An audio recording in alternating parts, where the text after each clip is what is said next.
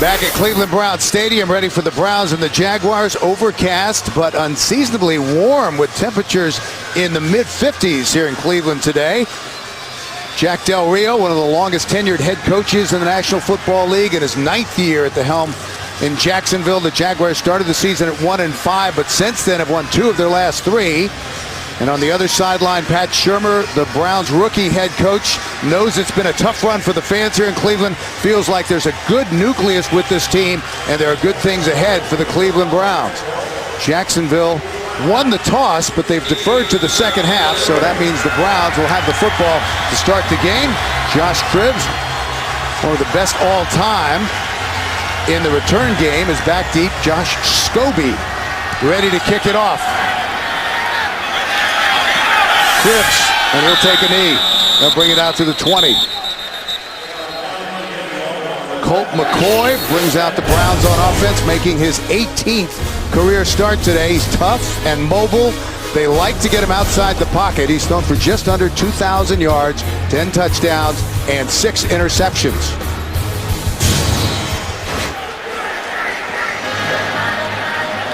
Just into what would be his second year, the early part of his second year, if he had started every game since being drafted. Colt McCoy, just on the graphic, 5 wins over the course of his starting career. And he spoke to Mike Holmgren on the sideline during practice on Friday. He said, "I hope he's the guy." They called offsides on Jacksonville on the opening kickoff, so Cleveland will start 1st and 10 from their own 25-yard line. Keep it on the ground. Left side, Obanaya out just across the 30-yard line. Cleveland has 2 of the best in the league up front, and Alex Mack at center, and Big Joe Thomas, the Pro Bowler at left tackle. The backs and receivers, Obanaya joined the Browns just 5 weeks ago, and the rookie wide receiver Greg Little has come on. They think he's got a big future and have tried to get him more involved in the passing game. 2nd and 5. McCoy, center of the field, incomplete. Tried to hit Jordan Norwood, threw it just behind him. Here's the Jacksonville defense up front. Hot roast. Terrence Knighton is out for the 2nd straight game. C.J. Mosley starts instead. They have outstanding linebackers for Jacksonville. Pusluzny came over from the Bills. Darryl Smith may be one of the most underrated in the league. He's just relentless. And the secondary suffered a big loss. Rasheem Mathis, their Pro Bowl corner, went down, so Derek Cox slides over to the left side. William Middleton starting today at corner on the right. And movement before the snap. Offside, defense, number 97. Unevaded the quarterback. 5-yard penalty, 1st down. One of the things about this Jacksonville defense, you see there Jack Del Rio, they brought in a lot of free agents. Pusluzny came over, Coleman came over. And the thing that I think that they did better than most teams do, they found guys that would fit their system. Forget about being great players. They found guys that would play in their system where they had played before very well, and it's really served them well this year.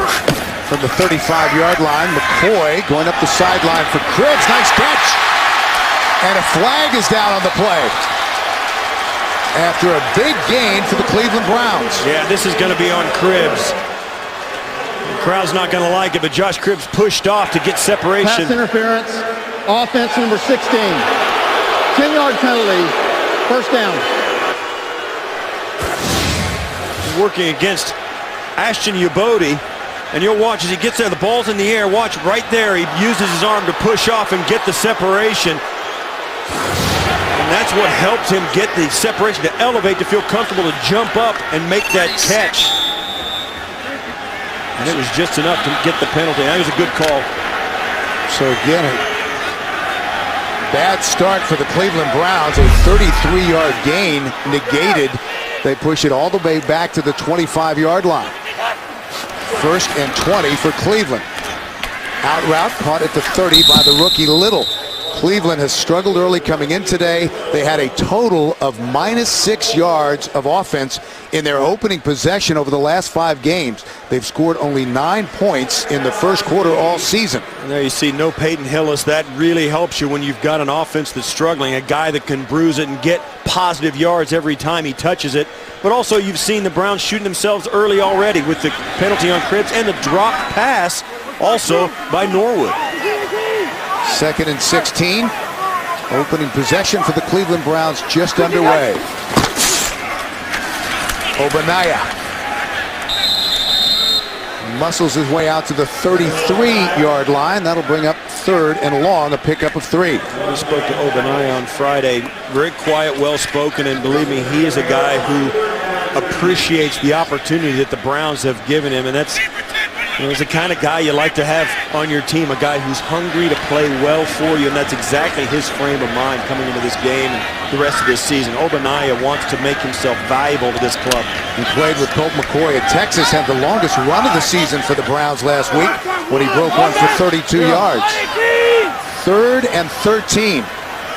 Norwood is the motion man. McCoy trying to set up a screen to the right, and they do.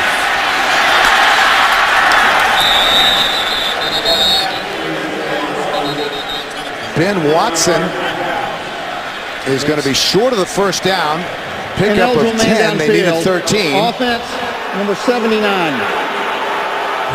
Well, that's Terry McCauley, our referee today. They'll decline the penalty. Push Pashos on the screen, and what happens is the offensive linemen are not allowed to run down the football field while the quarterback still has the ball in his hands, and on a screen pass it's really difficult for them to stay disciplined and not do that because you just get panicky and you just kind of get antsy to get down there and make your block. They got out a little too early. So the struggles on their opening possession continues for this Cleveland offense. They'll punt on 4th and 3. Brad Maynard punts it away to Mike Thomas. Thomas waving everyone away, and this will go out of bounds at about the 35-yard line. Gabbard, the rookie, set to go to work when we come back to Cleveland. Opening possession for the Jacksonville Jaguars, trying to get their offense revved up despite Maurice Jones-Drew. They came in today ranked last in the NFL in total offense.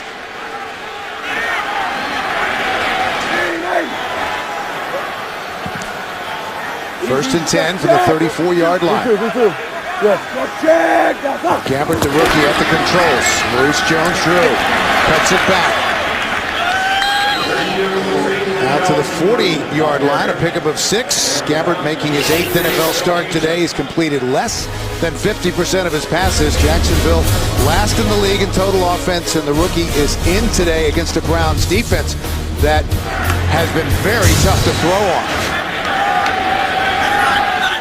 2nd and call at 3. Jones-Drew alone in the backfield. Give it to Mojo. And a marker down at about the 41-yard line. Holding, offense number 68. 10-yard penalty, 2nd down. Guy Wimper, the right tackle, called for the infraction. Jacksonville up front. Brad Meester at center ties a franchise record by playing in his 171st career game today. Maurice Jones-Drew, just a complete package, 2nd in the NFL in rushing. He'll carry the load against this physical front 7 for Cleveland. And as you said in the open, Steve, they'd really like to get Mercedes Lewis, their all-pro tight end, going. Caught by Thomas. Out to the 36-yard line, Phil Taylor made the stop after a pickup of 5. Browns have played well on defense. They come in ranked 6th overall, 1st against the pass. They get a big push up front. Ataba Rubin having a tremendous season. The linebackers, DeQuell Jackson is having a Pro Bowl type year. He's been flying around making plays. And in the secondary, the Browns have their young shutdown corner in Joe Hayden. T.J. Ward is still out. Osama Young starting today at strong safety. 3rd and 8 for Jacksonville. Gabbard, incomplete. trying to hit Lewis.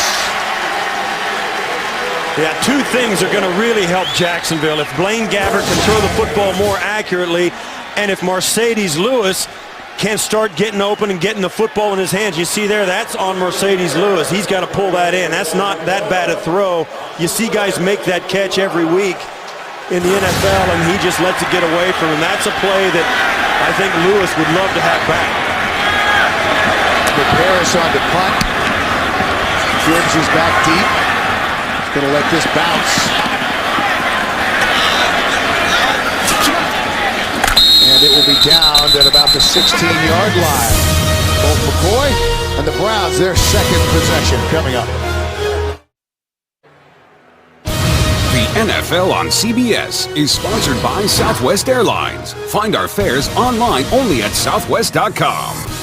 Autotrader.com. Now compare new and used cars side by side at autotrader.com. And by Bud Light, the official beer sponsor of the NFL. Here we go. This is the fourth consecutive year that the Browns and the Jaguars have met. Cleveland won 2 of those last 3 meetings, but Jacksonville has the overall series advantage 9-4, and they've won 5 of the 6 meetings here in Cleveland. Obadiah out to the 20-yard line. DeJuan Landry made the stop after a pickup of 3. Yeah, and you got to know Obadiah is a guy that is in the game because 2 or 3 other guys got hurt. This is well blocked up front. You see the hole there, and you see he just hesitates a little bit instead of just ducking his head down, getting a few extra yards. That could have made that into a 2nd and 5 instead of a 2nd and 7, and that's a big difference for an offense that's struggling. Power I formation. Boy will throw, guns it to the sideline. That's caught by Massaquoi. Back this week after suffering the effects of a concussion. Came in with 18 catches this season for 239 yards, 13 of those receptions for first down. That's a great job by Massaquoi. He has to move up. You see him move up. That's awareness because there's a tackle there, and he wasn't covering the tackle. It was a formation snafu that he covered for, then went and ran his route and got the reception. What good awareness before the snap, and then completing the play for the reception. Great job. In his 3rd year out of Georgia, 2nd-round pick back in 2009. Obadiah, tough yards inside, gets it out close to the 35-yard line. Clint Sessions, the former Colt, made the stop. Yeah. Sessions is going to come and step right into the hole exactly like he's supposed to do, and that's what the way a 4-3 defense works. The big defensive tackles down inside. In this case, Mosley and Alualu just soak up all the offensive linemen, don't let them get up there, and the linebackers are unblocked, running right to the football. Sessions laying a great hit on Obadiah right over the ball. Session has been a nice addition after 4 seasons with the Colts, signed with Jacksonville as a free agent last July. Here's the reverse, Scribbs. And the Jaguars were ready for that. DeJuan Landry, the safety, was the first man there. Now, one of the reasons you're a good run defense is you stay at home. Watch this as you see Roth kind of gets caught inside, but the pursuit from the safety comes and that's what you said. Lowry and Landry coming up there, the 2 safeties, getting the play strung all the way to the sidelines, brings up a 3rd and 6. Great job, and that's how you're a good defense. Nobody just pursues blindly. They always make sure they have their responsibility first. McCoy from the shotgun. Here they come on the blitz. Gets rid of it. That's caught by the tight end Watson, and he's got a first down for Cleveland. Landry brought him down after a pickup of 8. Excellent play by the Browns. Colt McCoy standing in there. Jacksonville brings extra pressure, 5-man rush, plus a green dog. And then Watson comes open across the middle. One of the guys who was not rushing was in coverage, and one of the guys that protected. And as soon as his man blocked, they had 6 rushers, not 5, and McCoy still got it off. From the 45-yard line, Obadiah. No running room. Darrell Smith made the stop. Always a force for Jacksonville on defense. 6 straight seasons of at least 100 tackles, over 1,000 stops in his career. Yeah, he's the guy that's been part of that linebacking core since he was drafted 8 years ago. Then Puzzlesny and Sessions have come in. this year. And it's amazing. You talk to all three guys and they say, wow, they like each other. They've really bonded together. They play well together. They communicate well, and that goes a long way towards making the whole better than the sum of its parts. 2nd and 9 for Cleveland. Play action. McCoy with time over the middle. That's caught by Obaniah just across midfield. You know, this is a nice steady drive, and this is what the Browns have not been able to do enough of. Colt McCoy finding his receivers, settling really for checkdowns, making the decision quick enough to just gun the football in. You know, Pat Shurmur we spoke to on Friday, and he's just a steady, level guy, was not panicking about where they were and shrugged his shoulders about the games they could have won or should have won. He said, listen, we are what we are, but we're going to get better. 3rd and 4 now for Cleveland. 8th play of this drive upcoming. They rush 4, backing out of the blitz, up the sidelines, and that is almost caught by Greg Little. Made a nice adjustment on the ball and reached up over the cornerback Derek Cox, but couldn't come down with it. And this is a play that you'd like to see an NFL receiver make. The ball gets up, gets both his hands on it, and loses it. And that's, you know, that guy right there, I mean, he threw it good enough to be complete, and he didn't get rewarded for it. Brad Maynard, his first punt was just 23 yards. This considerably better. Fair catch called for and made by Mike Thomas, so it will be a long field for the second possession of the Jacksonville Jaguars. That's coming up. The Home Depot SEC on CBS heats up the holiday. What a lineup. Friday, number 6 Arkansas takes on top-ranked LSU. Saturday, rivals clash in the Iron Bowl. Always one of the great games in college football, Alabama and Auburn. It begins with college football today. And Steve, we could be looking at the top 3 teams in the BCS standings in those 2 games. No, it's absolutely. CBS is going to get a great couple of games this weekend, Friday and Saturday. Got to tune in. That's why college football is what it is, those games. What a weekend in college football. Oklahoma State beaten on Friday. Baylor beats Oklahoma, and USC stuns Oregon out west. Maurice Jones-Drew able to get through a crease and out to the 13-yard line, a pickup of 5. You know you're going to get him. I mean, we're going to keep track of this, and I just decided this minute, so help me. We're going to keep track of how many first plays of the drive does Maurice Jones-Drew get the football on a handoff. It's been 2 in a row, and they just turn it around and hand it to him the first play of every drive, and just to see if that defense can stop him. 2nd and 5, high formation for Jacksonville. Play action. Gabbard had lots of time. Now checks it down to Mercedes Lewis, and he's brought down short of a first down. So let's check in now for an update. Here's JB in New York for the latest on Cincinnati and Baltimore. Cincy trying to stay successful on the road. Yeah, Bill and Steve, no Ray Lewis today. They look awfully easy. Cedric Benson, 7 yards up the middle. They take the early lead, 7-0. Good point, Coach. Without Ray Lewis, back to Bill McAtee and Steve Tasker. If there's one player whose absence will deflate a team, Ray Lewis may be the biggest guy in that regard. Big game in the AFC North. Both those teams came in this week a half game behind the Steelers. Mojo trying to get the first down and powers his way out to the 20. Fresh set of downs for the Jacksonville Jaguars, a pickup of 3. And that is a tough, hard 3-yard run. The Browns know he's going to get it. They're focusing on him. They get penetration.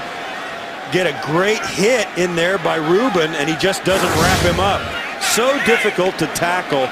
Maurice Jones-Drew, every defender we speak to throughout the year when we're doing Jacksonville games, they say the same thing. Man, he is hard to tackle. Second possession for Jacksonville. More Mojo. Powers his way to the 24, and now let's send you back to New York. JB, the latest. Dallas trying to add to Washington's woes. And I'll tell you, Des Bryant and Tony Romo hooking up right here. Beautiful pass, catch, 22 yards, and you got Dallas on the board first, 7-0. That in Landover, Maryland, back to Bill McAtee and Steve Tasker. All right, guys, thank you. The Cowboys creeping back up there in the NFC East. They're playing better every week. 2nd and 6. They shift back into the shotgun.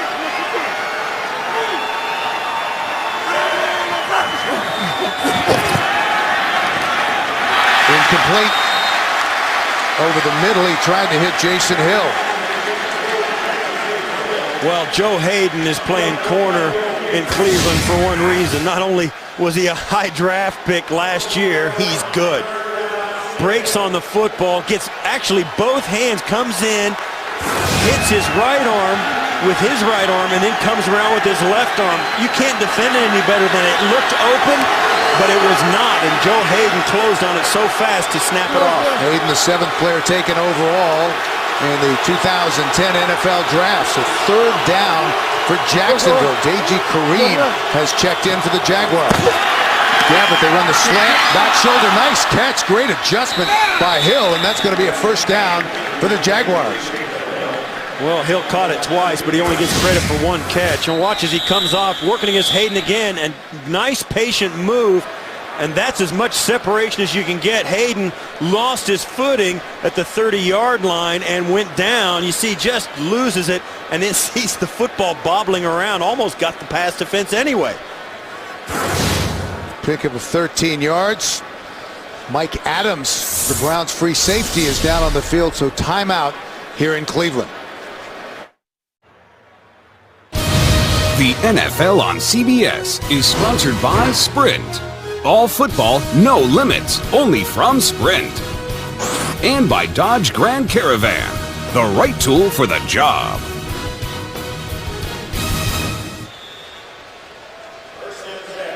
Back in Cleveland. Mike Adams on the sideline. Being tended to. Browns are already thin at safety. TJ Ward still out. Gabbert, nice fake on the move. Slings it. Incomplete, but there's a flag down at about the 36-yard line. It was intended for Jason Hill. Yeah, this is going to be a defensive hold on Jacksonville. There are 2 fouls on the play. Holding, defense number 99. That penalty's declined. Illegal contact, defense number 23. 5-yard penalty, automatic 1st down. So they accept the penalty on Joe Hayden and turn down the one on Scott Fujita. Yeah, Fujita came out, and as the tight end tried to get separation, watch. This is Hayden on the outside, right at the top of the route. When Hill tries to come out right there, he grabs him and pulls him backwards. That's a good call. Hayden had his hand, first his right hand, then his left hand. 7th play of the drive. Deji Kareem driven back. Well, get scores and manage CBS Sports Fantasy Football teams on your mobile phone. To get the free app, simply call *CBS or go to cbssports.com/mobile. Yeah, that's a play that shows you just how important Maurice Jones-Drew is. Deji Kareem comes in, tries to give him a spell, a little bit of rest, and they get nothing.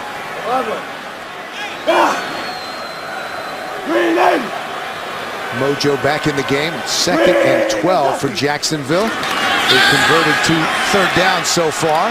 Gabbert. Jarrett Dillard with the catch. Pickup of 8.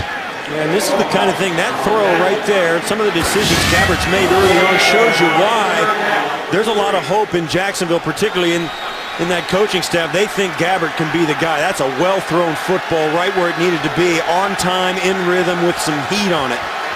And it was a great decision, good, and a good throw. And that's why, you know, they're going to stick with this guy, and they're happy they drafted him. Browns try to take a timeout, and they do. On 3rd and 4, Jacksonville on the move. You're watching the NFL on CBS. A moment ago, the Cleveland Browns took a timeout. This is the reason I think they did. They had the double tight ends here. Then they had a little confusion right there. DeQuell Jackson trying to get him lined up. He runs back, calls the timeout. He did not like that offensive formation or the personnel they had on the football field. So they spread him out on 3rd and 4. Empty backfield. Browns rush 4. Gabbert on the move. And he gets the first down. That's a nice individual effort. Big mobile quarterback. And the Jaguars have some running plays designed to take advantage of that. Well, that was improvised, however. Yeah, it really was. It was a great job by Gabbert. One of the things we noticed about these teams, they have identical records, but they're also built identically. Good defenses with big running backs that they depend on, although Peyton Hillis is out of the lineup. But they also have wide receivers that they'd love to upgrade. They'd love to have a big number one. Neither team has a big number one wide receiver, and it showed on that play as Gabbert couldn't find anybody. They needed 4 yards, and he got 4 yards. Nice fake. Gabbert, all kinds of time now. And he's going to run this one. Out of bounds at about the 43, 42-yard line. Pickup of 6. And that kind of is more about what I just said. I mean, Gabbert's back there with, I mean, he could have coffee and a sandwich. He had so much time back there this time and has nobody that is getting any separation to give him an option to throw the football. He wants to throw it back to the way the play fake was. It wasn't there. And then nobody is working hard to get open down the football field. Now, granted, they had max protection. There weren't that many guys down there to work. So that's the end of the first quarter. No score here in Cleveland, and we'll return after these messages. You're watching the NFL on CBS.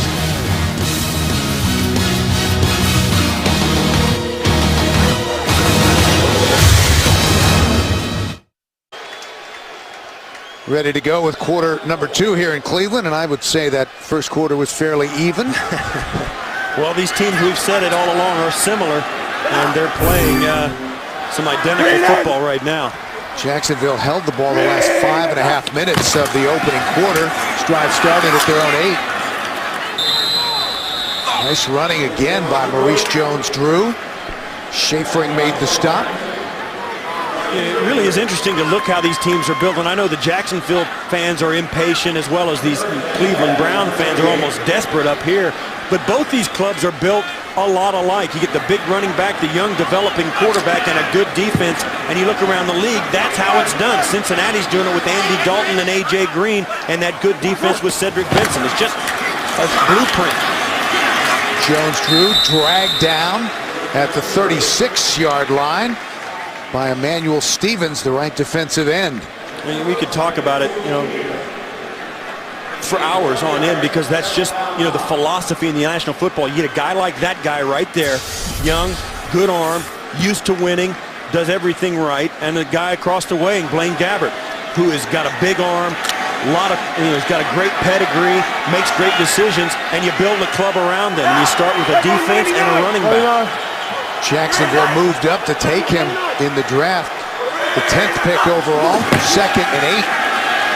Gabbert will throw again. Seam incomplete. Mike Thomas turned around, was looking for a flag, but won't get one. And another thing that these teams have in common is they both need a big number one receiver. See Mike Thomas inside this, and I'll tell you, in his defense, Mike Thomas, he does get his shoulder jerked right there by Patterson, but Mike Thomas is a slot receiver. He's an undersized guy, very quick inside, has good hands, and that's right where he should be playing. So you'd expect him to win that battle. Jacksonville facing another 3rd down. They've converted 3 on this drive. 14th play of the drive coming up. Gabbert stands in. Great protection. That's caught. And finally, Mercedes Lewis with a catch, and that will move the chains again for Jacksonville. And once again, Mercedes Lewis going down to make that catch. And this is, you see a little bit out in front of him, but he just loses his balance. And I'll tell you what, I don't know that he actually got enough. They gave him the first down, but his knee goes down early, and they let him have the extension of the ball past the marker. Officially a 9-yard gain. They spotted inside the 30. 1st and 10 for Jacksonville. They're threatening. Kareem to the 25-yard line. Blaine Gabbert doing a nice job of managing this game. The throws he's making I think are good. I mean, they're accurate enough, they have a lot of velocity, and they're the right decisions, and that's the thing you really look for in a young quarterback. You don't draft a guy where they drafted Blaine Gabbert unless he can make the throws, but the decisions, I think, are getting better week by week. 9 rushes, 6 passes. Here's the 7th of this drive. Maurice Jones-Drew, and he has another Jacksonville first down to the 15-yard line.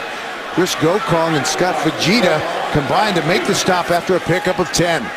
And the Browns trying to do a nice job of just getting pressure with the front 4. Maurice Jones-Drew so much a part of this offense. I mean, it's wherever he goes, I think the Browns got to send 2 guys. I mean, and that may be enough. Maybe. That's a big maybe.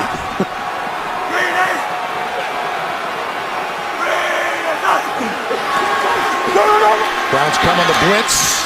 Thomas, and he's got it down to the 6-yard line. That was good for 9 yards. And now Gabbert is playing extremely well right now. Compared to what he's done in the last month and a half, he is really throwing the football extremely well. The offensive line ahead of him picking up the 5-man rush by the Browns, giving him some time, and man, what a nice breath of fresh air that is for Gabbert. And he's doing it against the Cleveland defense that came in ranked #1 in the league against the pass. Osgood was the motion man.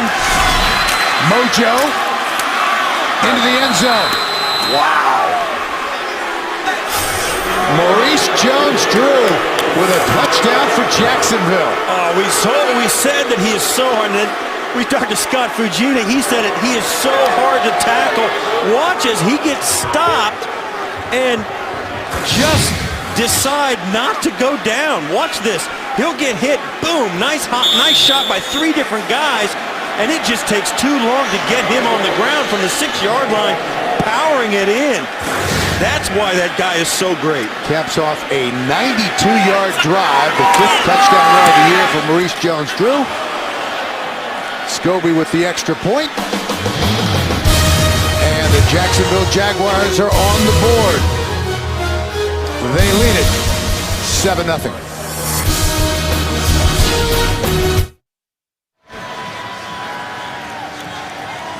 Well, Jacksonville went 3 and out on their first drive, and then they followed that up with their longest drive of the season. 18 plays, 92 yards. They picked up 8 first downs.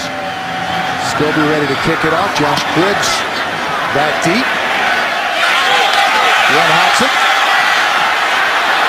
He's dangerous. One of the best all time in the return game. 8 kickoff returns for touchdowns in his first 6 years in the league. He had a good one there. 7-0 Jacksonville. The Browns will go back to work when we return.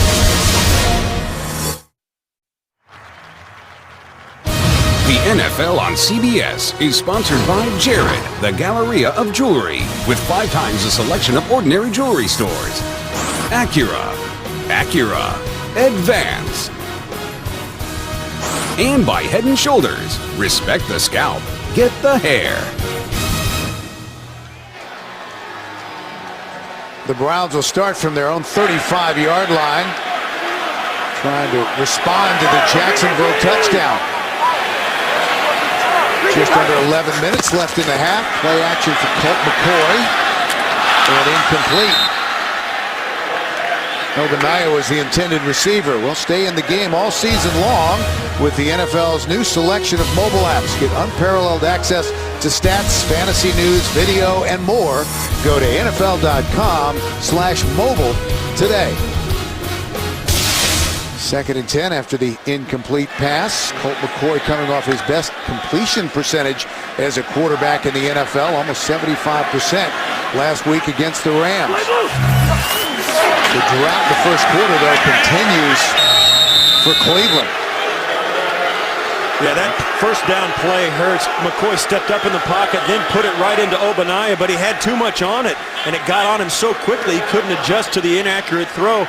McCoy doing what he could to get it to the right guy, but just couldn't connect. And that's, when you look at films as an NFL player, it never fails. Those small things change everything in your game film and in the way the game turns out. After the pickup of one, it's another 3rd and long facing the Cleveland Browns. 3rd and 9. And again, movement before the snap. Encroachment, defense number 93. 5-yard penalty. They call it on Tyson Alu. So that will make the 3rd down more manageable. We spoke to Tyson just yesterday. What a quiet, soft-spoken guy. You'd never know that he beats people up for a living. First-round pick last year. And one matchup worth watching today, Alu against Alex Mack, the Browns' fine young center. They used to go against each other every practice when they were at Cal in college, and Tyson said that made me a much better player. 3rd and 4 for Cleveland. Batted down, incomplete. And the Browns will have to punt. John Chick got a hand on it. Former Defensive Player of the Year in Canada, and he is an explosive pass rusher. Yeah, you watch right on the right-hand side. He's going to throw it right over the top of him, and Chick just gets right up. That's exactly what he's supposed to do. If you can't get there, Pashos, really for right tackle, he did a great job, and then still his guy makes the play. So we'll see Brad Mayer, the punter, did a good job fielding the snap. Mike Thomas takes it at the 15-yard line and spins out of bounds at about the 25. Gabbard and company will go back to work with 9.5 minutes left in the half. Back in Cleveland, 7-0 Jacksonville. Blaine Gabbard, we had a chance to talk with him. He really has not lost his confidence despite some rough patches. Got his first win on the road last week against the Colts. Nice drive, that last possession. Started that last one at their own 8-yard line. They'll begin here from their own 26. Mojo muscles his way to a yard or so, and let's take a look back at Blaine Gabbard, the rookie out of Missouri. Yeah, and he did a lot of good things in this drive. Well, pinpoint throws, got a little help there from Hill on the bobble catch, but then makes a good throw outside. You see there, then the great scramble that he made to get a first down. Made another scramble subsequently in the drive that led to Maurice Jones-Drew touchdown. Really a well-managed drive, very steady, very compact. Mojo left side to the 30-yard line. Let's get the latest on the Bengals and the Ravens, JB. Bad Cincy punt gave the Ravens good field. Oh, no play action. Flacco, best when he's out of the pocket. He's going to look down and find Anquan Bolden 35 yards out, and they're going to tie it up 7-7 right now in Baltimore. JB, Coach Calvert, thank you very much. Big game in the AFC North. Jacksonville now facing 3rd and 6. They need to get it just past the 35-yard line. Incomplete. That was intended for Mercedes Lewis. Yeah, that was great defensive stand by the Cleveland Browns. Got good pressure with 5 men up the front. DeQuell Jackson almost gets through, and then he does take the shot from Reuben. And the pressure is really what made him kind of have to hold that football and release it at a different point than I think he was going to. He was going to hold that ball a little longer. Good standing back at about the 25-yard line. Retreats a little. And there's a marker down on the field as Cribbs is tackled at the 32-yard line. A 46-yard punt, but let's check the penalty. During the kick, holding, receiving team number 22. 10-yard penalty, first down, timeout. Buster Screen, the rookie, called for the infraction. 7-0 Jaguars. The NFL on CBS is sponsored by McDonald's. I'm loving it. And by the Honda Odyssey, like no van before.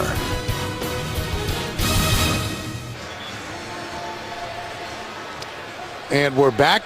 7:53 left to play in the opening half. Their body language tells the story, doesn't it? It's not so positive. Show me something. From their own 13-yard line, 1st and 10 for Cleveland. Room short. Short drop for Colt McCoy. He takes off and brought down just across the 15-yard line. C.J. Mosley starting today for Terrence Knighton made the stop. Man, this defense, and you look at the job they've done against this Browns offense, 5 plays, 8 plays, and 3 plays and out, resulting in 3 punts. Pat Shurmur, that one of those head coaches that is the head coach and play caller offensively.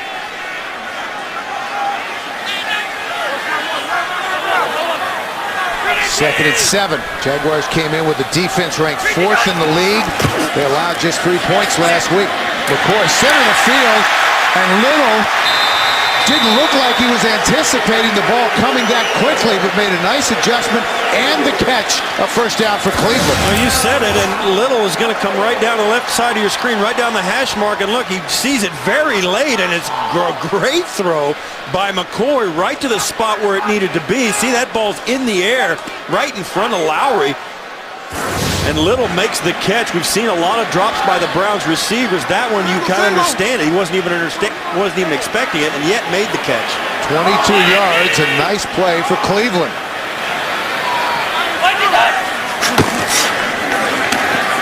Out to Cribbs.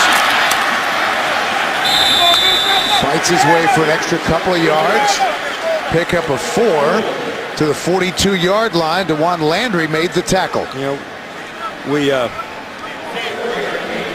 talk about Greg Little and the year he's having. Second among rookies in receiving, behind only A.J. Green of the Bengals, who's inactive today.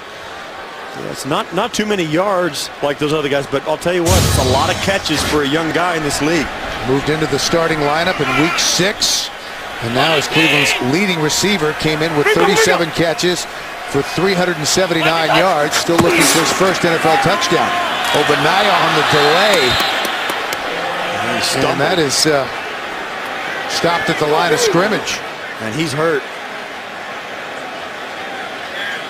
And I'll tell you what, the Browns do not need another running back to go down with injury. Watch as he takes this. He's going to sit there and just wait for a moment and then take it and go. And he just couldn't find his feet. And there's no telling why he got up. Look at that. You see where he grabs his leg. Seems to be okay, staying in the game. Thomas Clayton, who was just signed November 1st, is the only other healthy running back they have for the halfback position. That's caught. Another first down in Jacksonville territory. And here goes Jordan Norwood.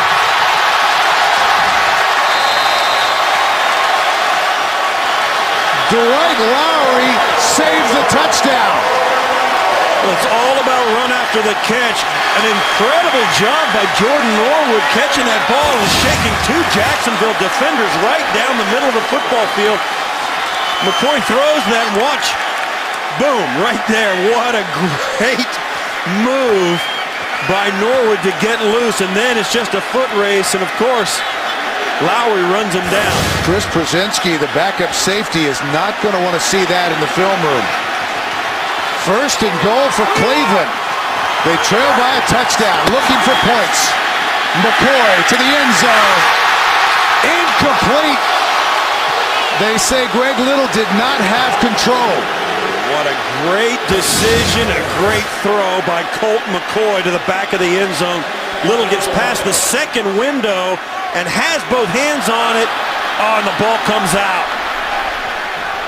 McCoy puts this ball out there. Yeah, it could have been a little higher, but he's got both hands on it. That should have been a catch, and Little can't pull it in. He rolled the wrong way. He's got to roll away from McCoy. He tries to roll towards the line of scrimmage, and the ball gets down on the ground. Wow. Second and goal. Again to the end zone. Incomplete, but a flag. And now another one comes in. Obadiah, the intended receiver, and DeJuan Landry got there early. Pass interference. Defense number 26, the foul is committed in the end zone. The ball will be placed at the 1-yard line. I agree with the Automatic call. first down. I agree with it. Landry was on him, wasn't playing the ball. And I'll tell you what, Colt McCoy stood in the pocket, takes a shot in the back. And that's interference. There was contact. You see right there, Obanaya's got to have an opportunity to play that football, and Landry was in his way. And again, whistle and a flag before the snap. We had a timeout down here. No, they're going to challenge. Jack Del Rio threw the red challenge flag. You can't challenge a pass interference call. Jacksonville is challenged if the ball was tipped at the line of scrimmage. Ah, there you go. That is the one Timeout. situation where you can challenge a pass interference call. 4:06 left in the half. We're back, and it looks like C.J. Mosley did get a hand on it. And this changes everything. Watch here as McCoy lets this ball go. Mosley's finger tips that football. And what that means is at the other end, there can be no pass interference penalty because you can make contact if the ball is tipped. Nobody picked that up except Jack Del Rio. And that's going to mean that is going to be an incomplete pass with no penalty. The ruling on the field stands. Jacksonville is charged with its first team timeout. Okay, I don't get that. And that's what Jack is saying. Wait a minute. It was tipped. We got to get a clarification on that because once the ball is tipped, there can be contact in the secondary, and that would negate the penalty. And Jack, you can see Jack Del Rio's kind of holding his hands up going, why isn't that negate the penalty? And I agree with him. I don't understand that. They were 0 for 4 for touchdowns in the red zone a week ago. They'd love to get in the end zone here. Stop just short. Obanaya. And Cleveland's last first-half touchdown came all the way back in Week 6 when Colt McCoy and Alex Smith connected on a 1-yard touchdown pass. They have had trouble getting into the end zone. 2nd and goal for Cleveland. And this is exactly where the injuries to their backfield will show. Without Peyton Hillis in there, it's a tough go. Obanaya. He's got it.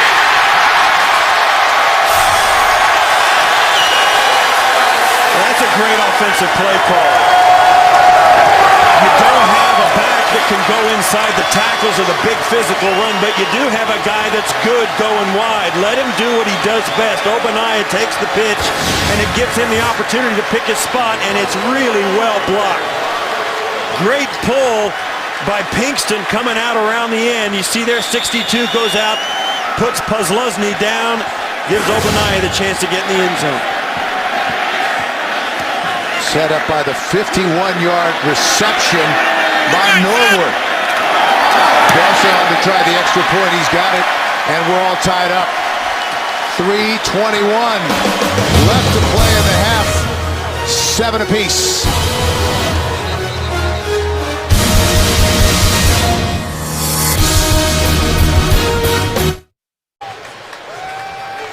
Obanaya with the touchdown run to put the Browns on the board. Signed from the Houston practice squad, and he really has taken over at running back with all of the injuries, and Peyton Hillis out. And I know that Colt McCoy probably gave him a little stamp of approval to the Browns when they were deciding who to sign. McCoy, as you said, played with the guy in college. They have a relationship. Even Obanaya said, you know, there are certain things we do out there that I remember and see Colt doing, and I know what he's going to do next, so it has helped. Deji Kareem is back deep from 3 yards deep in the end zone, bringing it out. Flags all over the place, and he is swarmed under at the 13-yard line. Wow, that looked like the Macy's Thanksgiving Day return, parade. Holding, receiving team number 69. Half distance to the goal. First down. So they're marching back, and coming up with a Sprint halftime report, join JB, Dan, Shannon, Boomer, and Coach Cowher, plus special guest, Texans All-Pro running back Arian Foster for all the latest NFL scores and highlights from Week 11.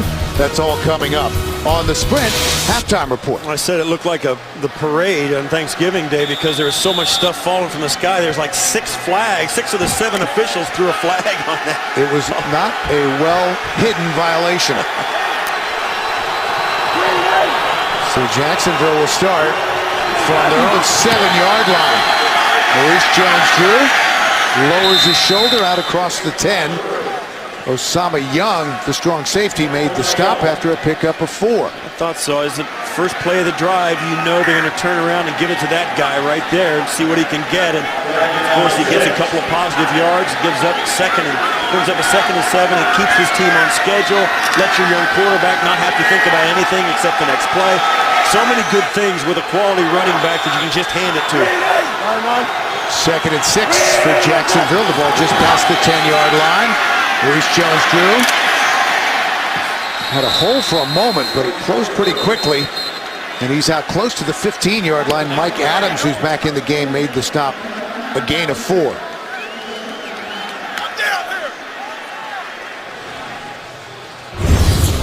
This is the most American game played. When we graduate, we'll be on the same team, but when we're on that field, we do not like each other. They're there for a special reason. It's not just about the football. A Game of Honor premieres December 21st, only on Showtime, with a special behind-the-scenes look December 3rd on CBS. The Army-Navy game, an American tradition, and it's a documentary not to be missed. Well, we've had an extended preview of it, not that we saw the whole thing, but it's one of those programs that really changes your perspective about a lot of things. My father and both of my grandfathers were in the military, and my dad, for my 9th birthday, took me to the Army-Navy game, and it was an experience that I will never forget. 3rd and 2 for Jacksonville. Gabbert will throw. Jason Hill with the first down. And that's a play that helps out the quarterback, because that ball was behind Hill, and he went back and got it. And Cleveland is going to take a timeout right now, but watch. And this is what really helps a young quarterback. See this? Now look, he had to stop, plant, and go back and get that football. Those kind of catches are the ones the Browns haven't made yet for Colt McCoy, and Blaine Gabbert's getting a little more help from his wide receivers when that throw is just not quite perfect. Look at the numbers. These 2 young quarterbacks, Colt McCoy in his 2nd season, Gabbert the rookie. Jason Hill, by the way, was originally a 3rd-round pick by the 49ers in 2007. Was signed by Jacksonville last November. The running backs, Maurice Jones-Drew, looking for his 3rd Pro Bowl appearance. And then Jason Hill and Greg Little, the rookie from North Carolina. 1st and 10 for Jacksonville.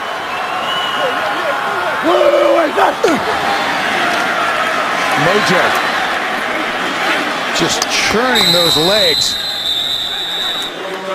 Gets it out to the 29-yard line. Big Phil Taylor, the rookie, made the stop, a pickup of 6. We got that offensive line working up ahead of Maurice Jones-Drew.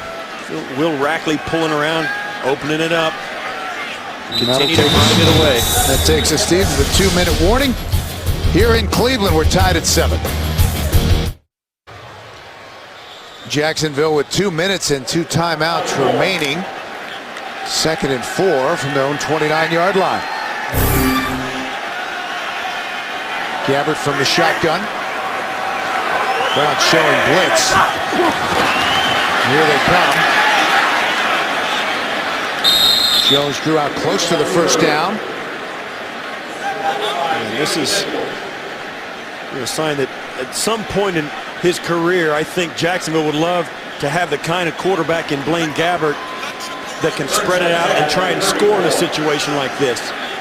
But I think right now they're content. I mean, they may give him a couple of throws and may give him the opportunity, but right now with Maurice Jones-Drew in the game, he's still the focal point, not the quarterback. Mojo got the first down with a pickup of 5. Gabbert checks it down. And Maurice Jones-Drew brought down almost immediately after a pickup of 4.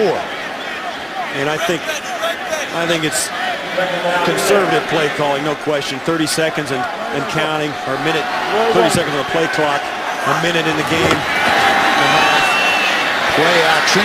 Gabbert slings it. That's caught by Dillard. And Dillard is into Cleveland territory. Now that changes things, and Jack Del Rio runs down, calls the timeout for Jacksonville with a minute left, and you complete that pass. That changes things. There's no question they were conservative on the first few plays of that drive, although Gabbert did make a couple of throws. But now with that completion, things change. They're thinking at least a field goal with another first down. And you saw Josh Scobie warming up on the sidelines. He's been great from 50 plus, 5 of 5 this season, and we watched him during the pregame and was nailing field goals from 60 yards comfortably. Yeah, you and I were down on the field watching them, and they were hitting it pretty good both directions in this stadium today. 57 seconds left in the half. 1st and 10 from the 43-yard line of Cleveland. Set up the screen. Flag is down on the play. Jason Hill, and he's out to the 35-yard line, but let's check the penalty. It's going to be another penalty for an illegal man down the field. Ineligible player downfield. Offense number 63. 5-yard penalty. First down. They call it on Meester, the veteran at center. Yeah, the Browns smelled this screen out. They tried to go both directions. Watch Ataba Rubin right here. He knows number 71. See, he sees his screen, doesn't know where it is yet, but he knew something was up when he got through the offensive line of scrimmage that quickly. So from the 48-yard line, Gabbert has to just get rid of it. Dimitri Patterson had the pressure coming on the corner blitz. Well, coming up with the Sprint halftime report, join JB, Dan, Shannon, Boomer, and Coach Cower, plus special guest Texans All-Pro running back Arian Foster for the latest NFL scores and highlights. It's coming up from New York on the Sprint halftime report. You see there, Pat Shermer says, who is he throwing it to? He threw that to avoid a sack, and he was in the tackle box. There's no question Gabbert was behind the line of scrimmage, or inside the tackle box, but he did throw it in the vicinity. 46 ticks left. Gabbert steps up. Caught by Maurice Jones-Drew. And he dives forward to the 40, a gain of 8. Scott Paxson made the stop. Trying to get at least inside of that man's range. It looks like that's what this half is going to boil down to. Incomplete. Intended for Mercedes Lewis. That's strange, because every time Gabbert seems to throw to Lewis, the ball seems to be on the ground. Very low throw. Mercedes Lewis has to make a difficult catch. Not an impossible catch, but a difficult catch. Now, this was not a good throw. It was low out in front of him. I mean, look at that. He can't get there. And it seems as though every time they target Lewis, that's the case. They need another 5 yards to make this a really easy field goal attempt. And now it's 4th and 6, it's 4th and 7. They're going to have to go for it with Gabbert staying in the game. And now the Jaguars are going to take a timeout.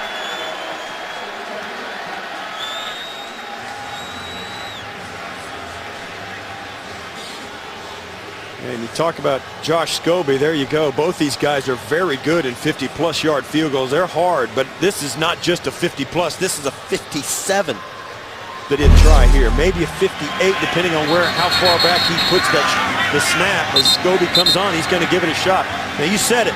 They were hitting kicks of this nature in pregame, but that was with a kicking ball that they've been kicking on that was all soft, and there wasn't a crowd watching and guys trying to hit him either, so that makes a big difference. Scobie had made 15 straight field goals before he finally missed one last week against the Colts. That one was inside of 50 yards. Now we've got an official conference, and they're going to go over to the review station. We have not been told of anything yet, so I don't know what they're talking about. Terry McCauley, our referee today.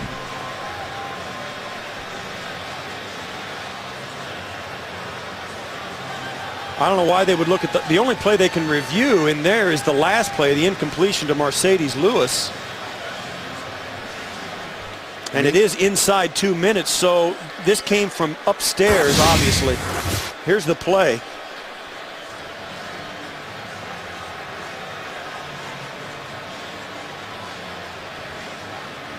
Oh, I see.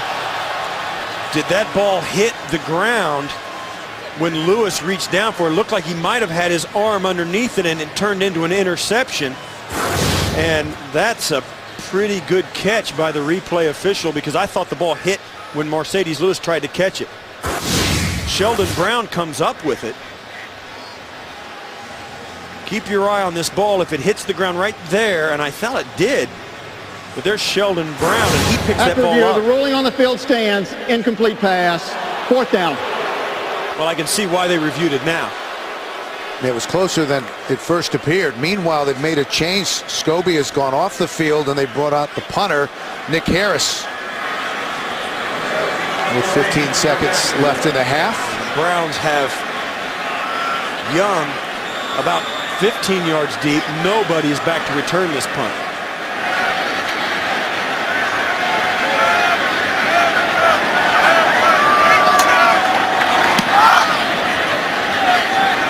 They'll just let it go.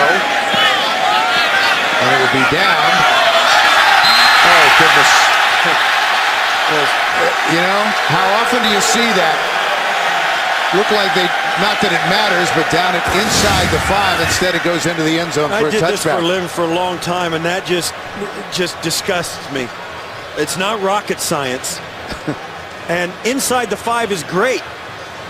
And you got to know you're not playing in a vacuum. Those guys are on the same team. Just talk to each other. And that is an enormously bad play by the punt team. It's not going to cost them anything, but still, if you're going to do it right. Goodness gracious. So that's going to be the end of the first half. We're tied at 7, and we'll be back with the Sprint halftime report after this message and a word from your local station. You're watching the NFL on CBS.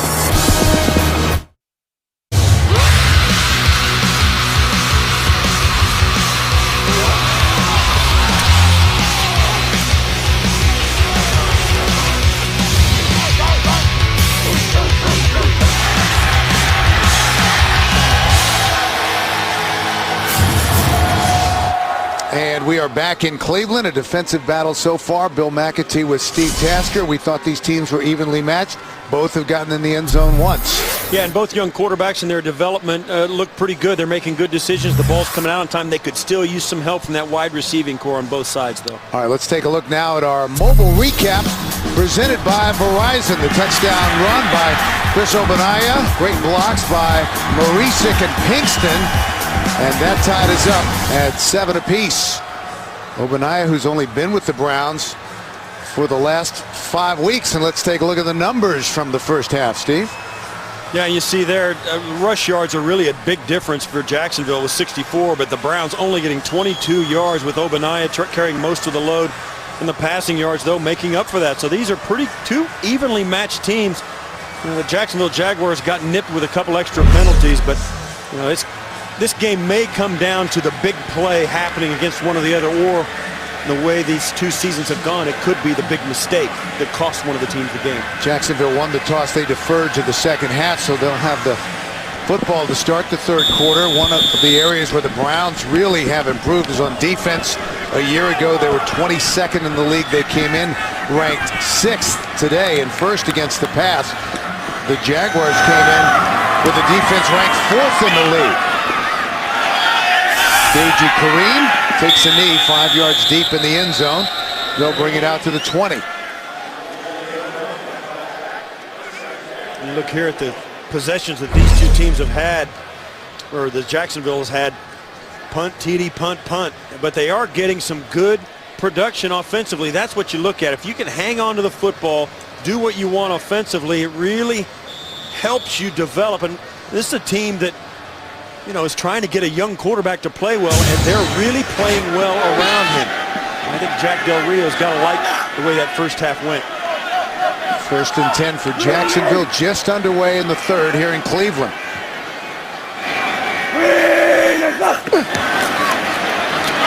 They're going to throw it. Thomas was the intended receiver on the slant, and that was behind him and over his head. Yeah, no, that wasn't a very good throw. He got rid of that. Had max protection, only 2 guys in a route. You see throwing that out, all 5 offensive linemen, the tight end, and both backs, and that wasn't even close. Jacksonville played the toughest schedule in the NFL through the first 10 weeks of the season. Now trying to win their 3rd in the last 4 games and start a run here in the second half. They've gotten to the hardest part of their schedule. Feel like they're still alive for the postseason. They certainly are technically. Quite a comeback after a 1-5 start. Maurice Jones-Drew, tough yards inside, out to the 23-yard line. Well, you talk about how things are in Jacksonville. Everything changed a little bit in the South a couple of times this year. One, when Peyton Manning didn't show up for work. And then, when Matt Schaub went down with an injury last week, every other team in the AFC South said, hey, wait a minute, we're still in this, and that includes the Jacksonville Jaguars. Jacksonville has already played the Saints, the Ravens, Pittsburgh, and Cincinnati. And if they can get the passing game going, they can give themselves a shot. And against a tough Cleveland defense today. 3rd and 7. Incomplete. And they'll have to punt. Lewis, the intended receiver, and now a flag is down. Oh, I don't know. I thought that was well defended. At the 44-yard line. Now, Gabbert threw that in there. That was a tough throw to make. Holding. Defense number 28.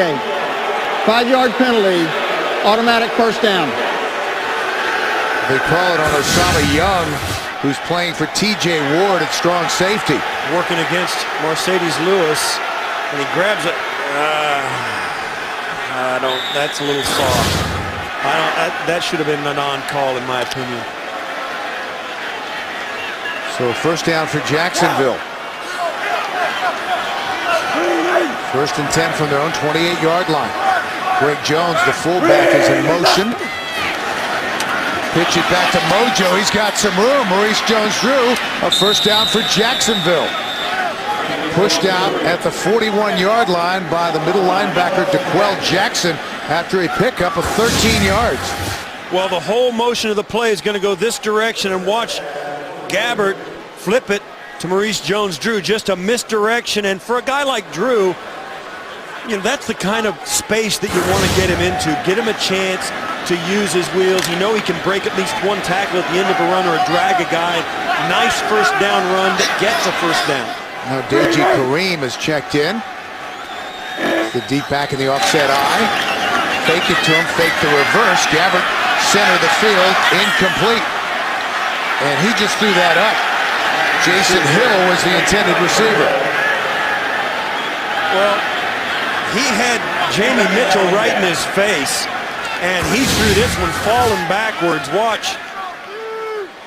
He'll throw it and just like leave. I mean, he throws it and starts to fall away halfway through his throwing motion. That's why that ball was not close to anybody. As soon as his arm started forward, his body started backward. He was getting out of the way of Jamie Mitchell. Jamie Mitchell back after dressing but not playing last week against St. Louis. Kareem. Just a great play by DeQuell Jackson, who is having an outstanding season, finally healthy. He's 5th in the league in tackles. He's recovered 2 fumbles, forced another, has 2.5 sacks. He was the AFC Defensive Player of the Month back in September. Look, it just takes one hesitation, runs right to the football. You talk to the guys on that defense. We talked to Scott Fujita, and he singled out DeQuell Jackson. Pat Shurmur singled out DeQuell Jackson. Everybody we spoke to talked about what this guy means, not just in the way he plays like he just did, but what he means in the locker room and his personality. 3rd and 11. They have to get it to the Cleveland 48-yard line for a 1st down. Gabbert, and that should have been picked off. Joe Hayden had it in his hands and could not bring it in. Thomas, the intended receiver. Well, for wide receivers in this game, the defensive backs in this game are pretty good, and it's hard to get separation. And these guys these defensive backs are starting to get a feel for the passing game of their opponent. Joe Hayden jumps in on this, sloughs off the outside route, and should have had that ball. Look for both defenses to start taking chances of that nature. Hayden had 6 interceptions a year ago, still looking for his first this season. Gibbs awaiting the punt. Waves everyone off, and it's out of bounds. So they'll spot it at about the 25-yard line when we come back, tied at 7. Covered kicks for a long time and returned them as well. They spot this ball at the Cleveland 25. The ball never reaches the 25. It's at the 27. And they got the official that makes that call is all the way down at the goal line. I think they need to revamp their responsibilities on punt return in the NFL. So they do begin at the 25. Colt McCoy, deep out route. That's caught by Little.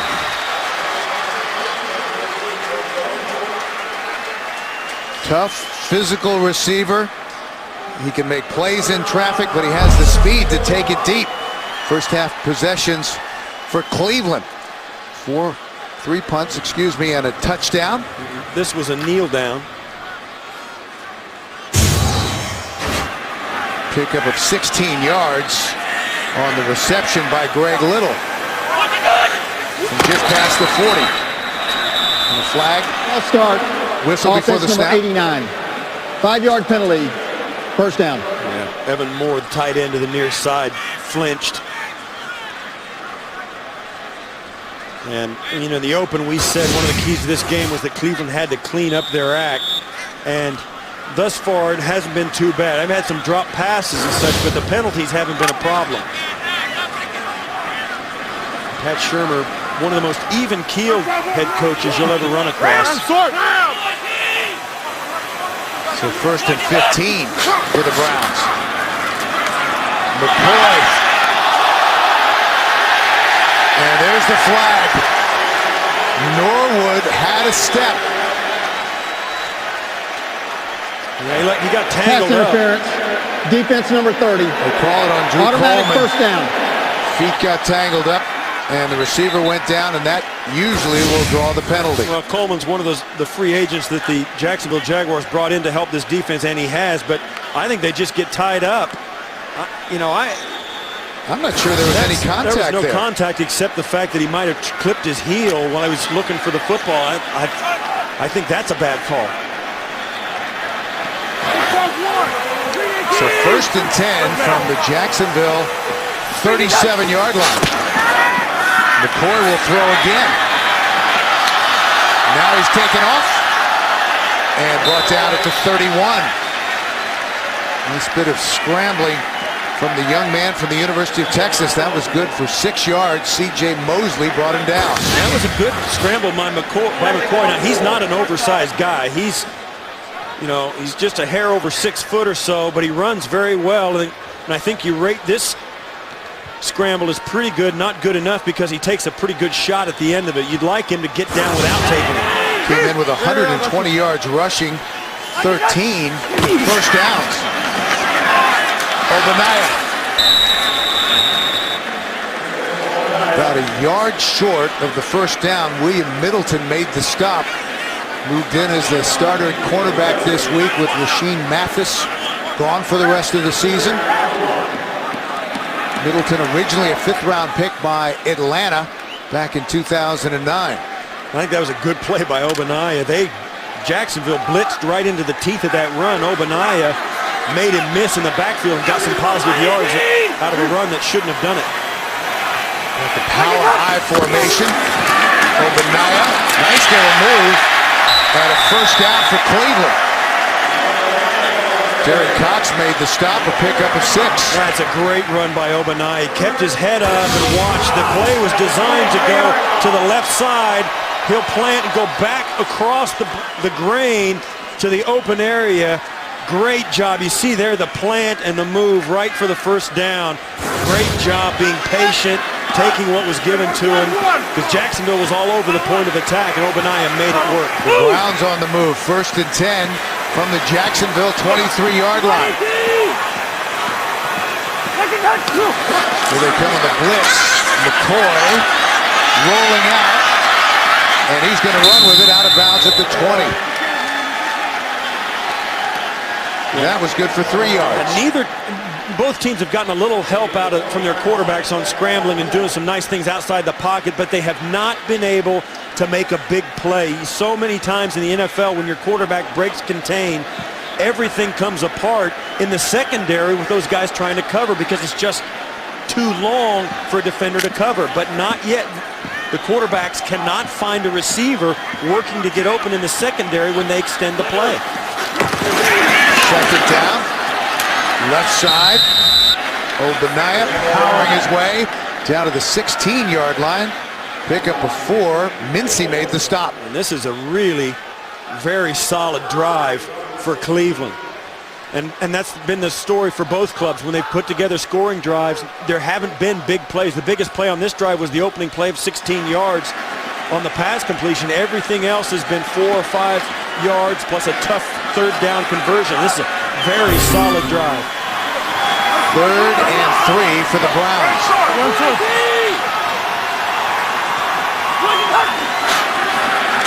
McCoy under pressure, and he's sacked.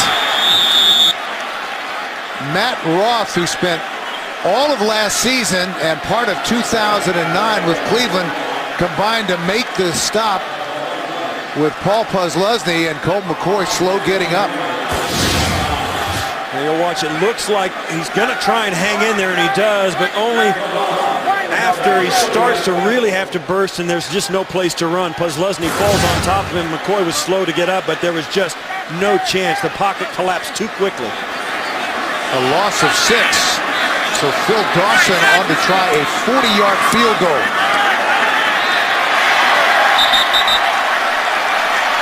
He got it, but there's a marker down, and the preliminary signal is it's against Jacksonville.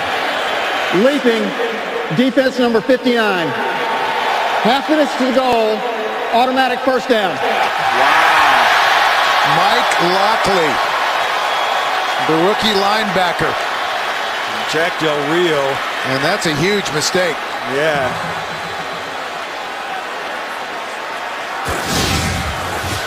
Right, now the problem is you can leap, but you can't leap and land on another player. Right there, he came down. As he sees there, he's going to come down right here on top of Luavo. And that's the penalty, and that is an enormous penalty, obviously.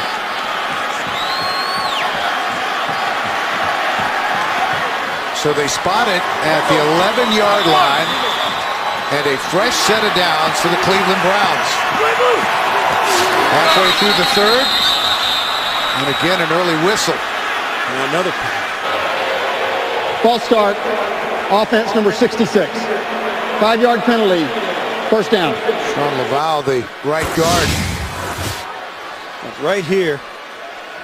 When he dives over, that's okay, but he can't come down on a player, and he does. And that, then you see the officials were standing there watching it, and when he came down, only after he landed did they reach for the flag.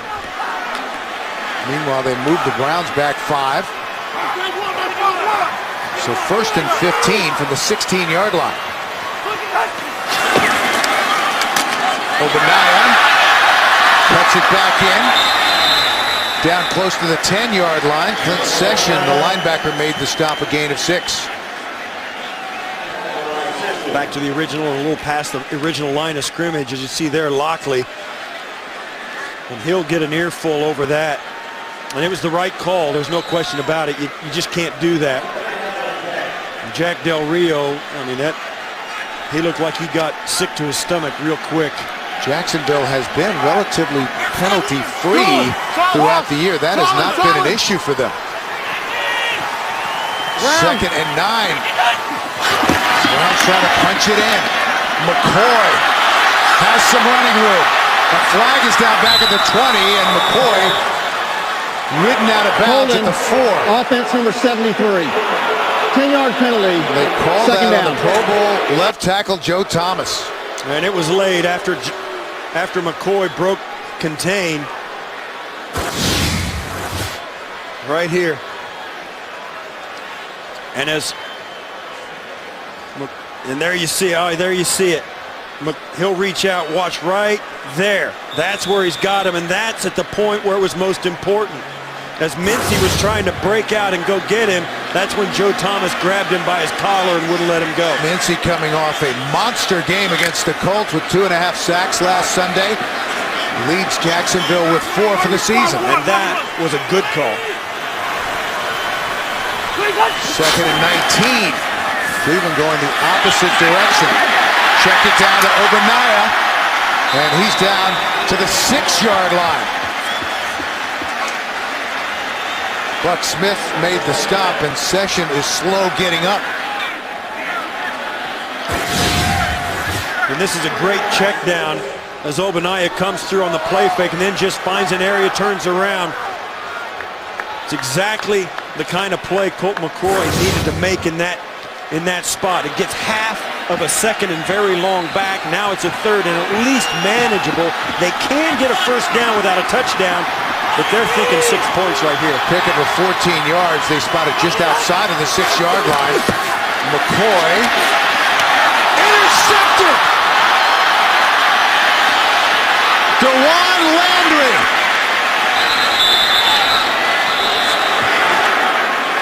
And he jumped the route. McCoy didn't see him, and he threw it right into his chest.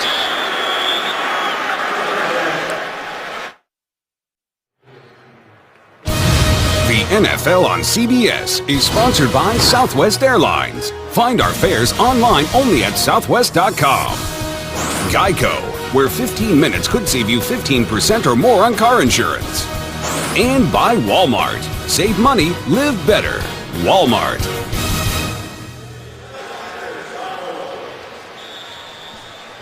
We're back. There's Colt McCoy being looked at on the sidelines after DeJuan Landry came away with the interception. So Jacksonville will start 1st and 10 from their own 31-yard line. Remember, the Browns took points off the board. Maurice Jones-Drew stopped for a loss. They had a 40-yard field goal, and they decided to take the first down. That was the obvious call, but that could be a factor later. Let's take another look at the interception. Well, you can see Landry just comes right in, steps right in front of the receiver. And as McCoy goes in, he throws his arm out to get the tackle and gets kicked right on the upper part of his arm. And he was in some pain coming off the field. Colt McCoy's a tough guy. He has taken some shots this season. 2nd down. Lewis, and he hung on close to midfield. An 18-yard gain on the reception by Mercedes Lewis. Well, we've been talking about Lewis trying to get involved in this offense, and Gabbert's been throwing the football low to him all day. This one's not low, but he goes up and gets it really high, and a great catch as he turns his whole body, goes up with 2 hands. That's textbook for the big tight end, showing you how to catch a ball high and behind him. Go up with 2 hands and turn. 3 catches for 31 yards. Jack Del Rio told us yesterday they wanted to get him more involved in the offense. Play action, Gabbert, incomplete. Tried to hit Mike Thomas.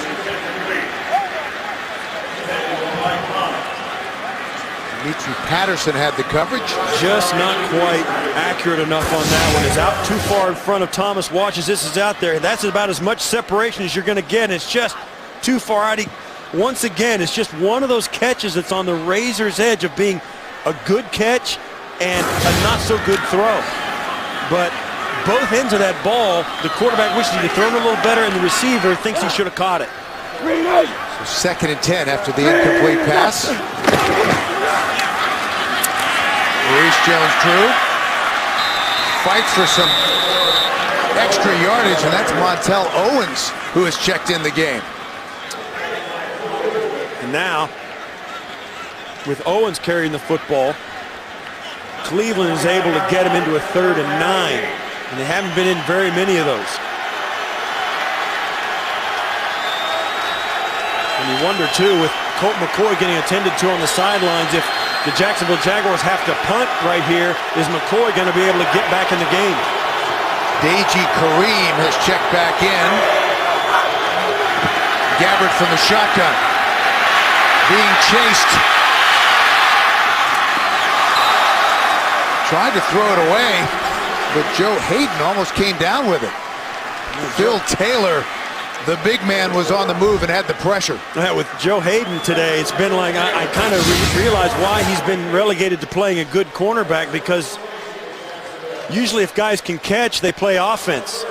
Joe Hayden has dropped 2 balls that he thinks probably he should have. That would have been a heck of a catch. Yeah, it would have been, but he's dropped 2 picks today.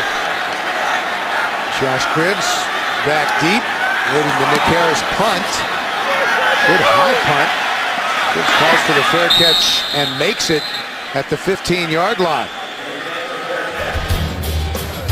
Colt McCoy banged up.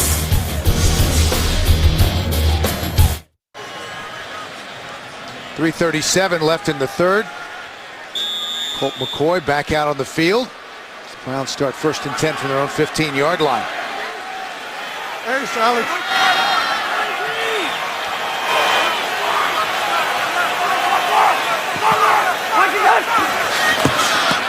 Keep it on the ground. Obanaya has some running room and a first down for Cleveland.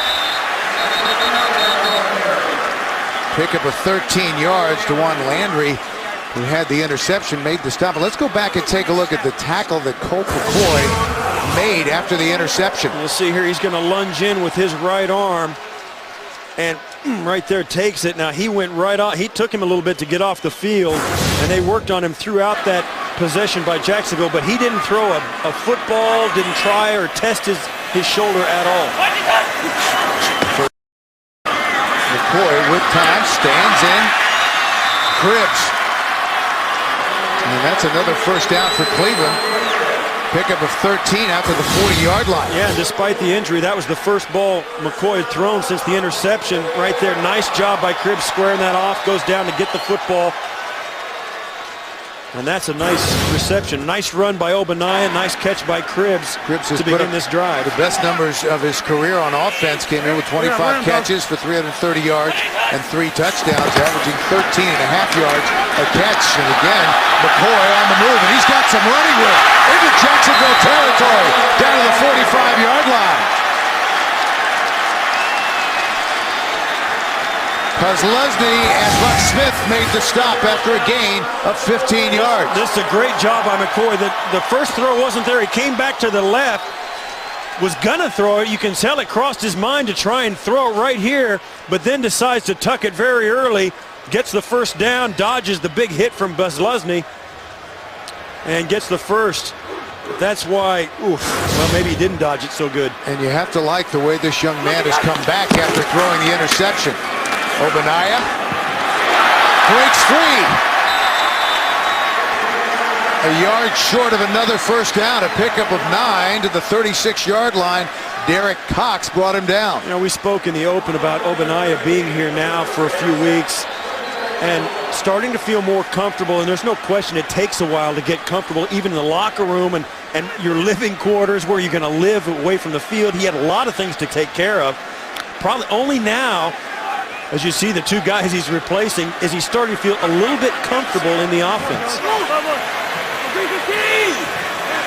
2nd and 1. McCoy again gets his little shovel pass to the 33-yard line. Marisic, the ball was on the ground. Cleveland says they still have it. Now there hasn't been no signal, and there it is. There you go. First down, Browns. They gave the Browns the first down, and you can tell by his reaction, Clint Session believes this should be the Jacksonville Jaguars ball. It's a great hit. Ball comes loose. Oh, see, there he gets it late. Now this will be the better angle. Yeah, his knee's down. Yeah, he doesn't have it before Marisic's knee is down.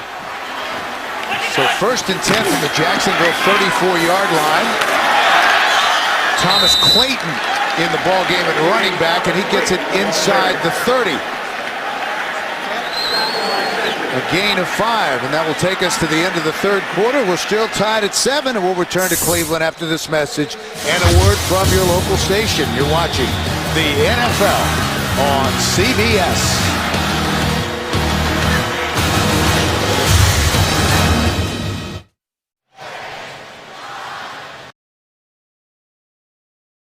It's been entertaining between these two teams. A lot to talk about. Jacksonville and Cleveland. And the Browns trying to put together a drive. Second down from the Jacksonville 30-yard line.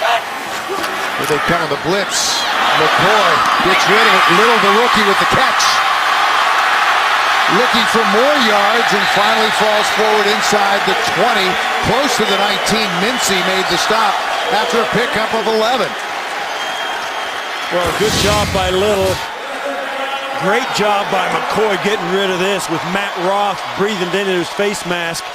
Gets rid of it. Little does a nice job pivoting out, making the nice catch. And then there's one thing about a young player like Little. They think they can make those cutbacks and go back inside. And one thing you learn as you live playing the league a little longer, that just brings more violence. Matt Roth, the former Brown who came in with a little bit of a chip on his shoulder. Obadiah brought down hard at the 17-yard line. And tomorrow, on an all-new Dave from CBS News, Gayle King. And later this week, Justin Bieber, followed by The Late Late Show with Craig Ferguson, only CBS. Now, Paul Posluszny made a big hit on that last run. And there you see. Ninth play of the drive upcoming. 42 of those yards on the ground. Short drop from McCoy. Has his man, Marisic, the fullback, and he's inside the 10. It'll be first and goal for Cleveland. Well, it's a rub play on the outside at the top of the screen. You'll see the outside receiver come in, and Rub actually throws a block on Clint Sessions to spring Marisic. Watch as he throws the block right there. That is an out-and-out pick. A block almost that they got away with. Not supposed to be able to do that with the ball in the air. Marisic, the rookie out of Stanford, a fourth-round pick. So first and goal for Cleveland. Obadiah down to the 3-yard line. There's any question that Obadiah is playing better this week than he has since he's been here. Much more comfortable. We spoke to him on Friday, and you can see it in his play and the way the offense runs. Oops, got a couple of guys going down. Marisic's a little woozy, and so is Clint Sessions. He stayed down for a moment. Marisic being helped off, as is Sessions. Don't know if they bumped into each other or if it was other collisions that did it.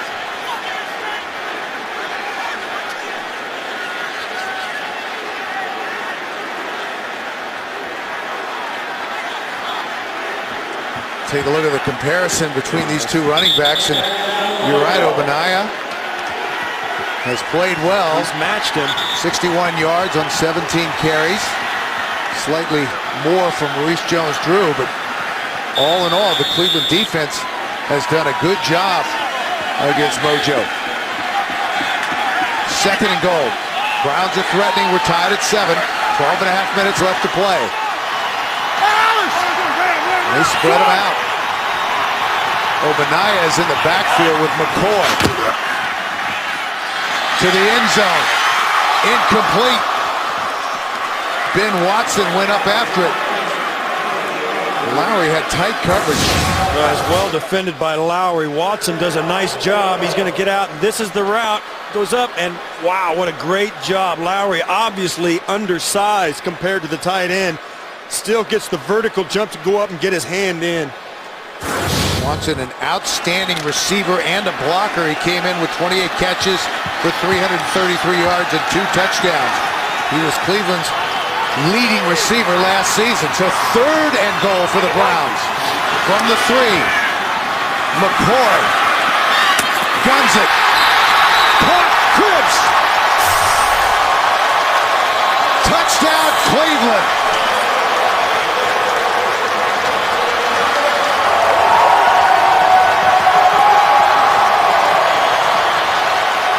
Well, McCoy delivered exactly the kind of throw that play called for. That's always the way it is. When you roll out to that side, the receivers all run their routes, and then somebody, in this case Cribbs, always breaks hard to the pylon, and the quarterback guns it. Low and away, perfect throw, great catch by Cribbs. You can see that gets both feet, boom, right there together. The pogo stick hop right out of bounds. Tremendous body control and awareness. His 4th touchdown catch of the season.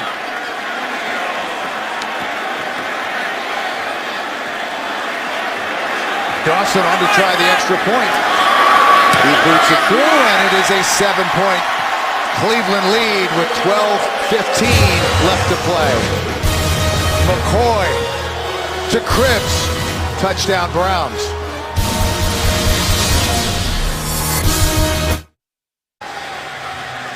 Josh Cribbs, after the touchdown catch, right back out on the field to play with the kickoff team.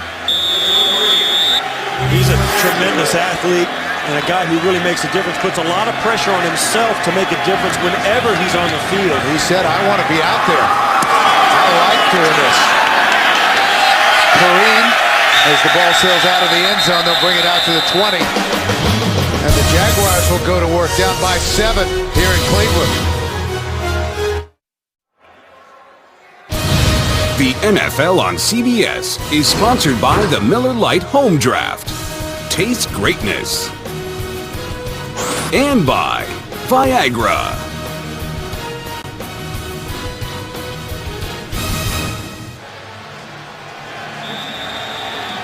Tremendous drive by the Cleveland Browns as they go 85 yards in 12 plays. Cribbs with the touchdown reception. 1st and 10 for Jacksonville from their own 20-yard line. Gabbert out to Maurice Jones-Drew. Cuts it back inside and down to the 29-yard line. Those two Session guys going into the locker room, and so is Matt Roth. And they're both out of this game. Owen Marisic, who collided with Clint Session, also out with a head injury. Jacksonville leading the NFL with 15 players on IR. They've been devastated by injury. 2nd and 1. Maurice Jones-Drew has the first down with a couple to spare. Jacksonville trying to respond to the Cleveland Browns touchdown. You see there, guys getting fixed up on the Greg Little on the sidelines. That's the rookie wide receiver.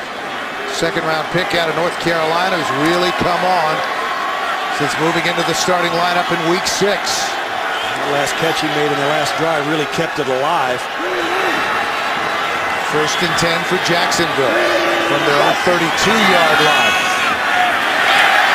They run the screen. Mercedes Lewis. And he's tripped up at the 35-yard line.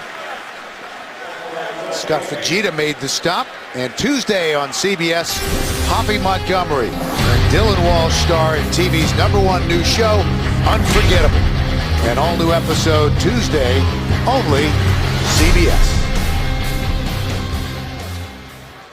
2nd and 7 after the 3-yard pickup.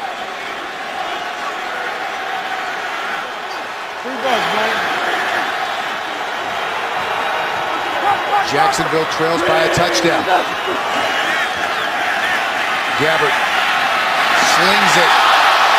Again, almost intercepted. And that time it was Sheldon Brown who couldn't get the handle. Yeah, Mike Thomas stopped running at the top of his route right here. Watch as he starts to make this turn. Brown is going to get there, and Mike Thomas just stops.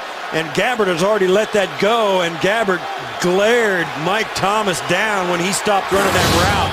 After he let that ball go, and it almost turned into an interception, Gabbert gave him the daggers as he was coming back to the huddle. You'd never leave your quarterback hanging out to dry at the top of the route. And they spread him out. Maurice Jones-Drew trots back. Gabbert in the pocket, fires it, caught. Jason Hill into Cleveland territory and all the way down to the 37-yard line. And that was a strike from Gabbert. The deep end, watch at the top of the screen. Hill going to take the outside release, gives the outside move. Tremendous separation on Joe Hayden. Joe Hayden, we said earlier these DBs are going to start gambling. Hayden tried to jump that route and jumped the wrong way at the top. Great route. 28 yards on 3rd and 7, and he had Joe Hayden completely fooled. Deji Kareem is in the backfield. 1st and 10 for Jacksonville.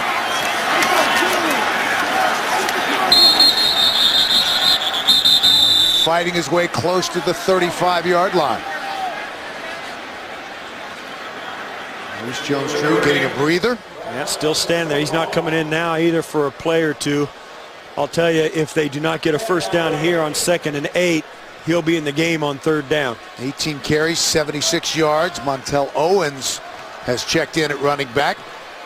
And the reason they keep him on the sidelines at times is just to make sure that he's ready to go in crucial downs and in crucial situations. But it means he also has to take rest at crucial times. 2nd down, play action. Gabbert to the sideline. And they are really starting to get Mercedes Lewis into the offense. And it's easy, too, when you throw the guy.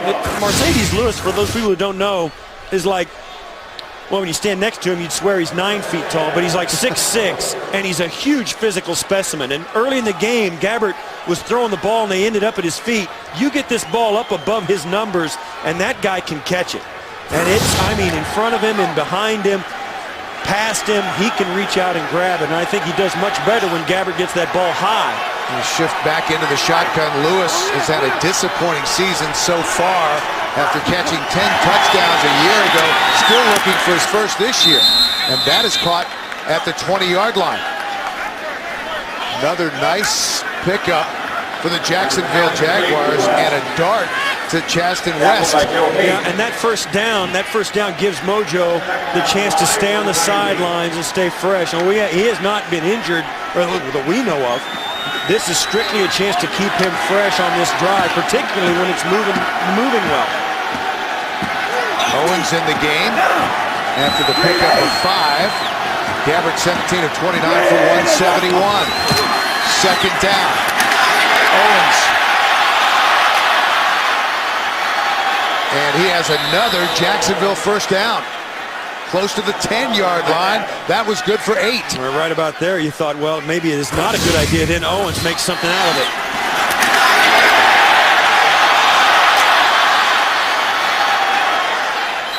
If you're Maurice Jones-Drew, it's like I'll sit on the sidelines and let you take those 2 good shots while I come back in. Yeah. Mojo is back in. Now they're in the red area now. Put Mojo back in. He can run down in this area of the football field. That was a pretty good shot from DeQuell Jackson. 1st and 10, just outside the 10-yard line to the end zone.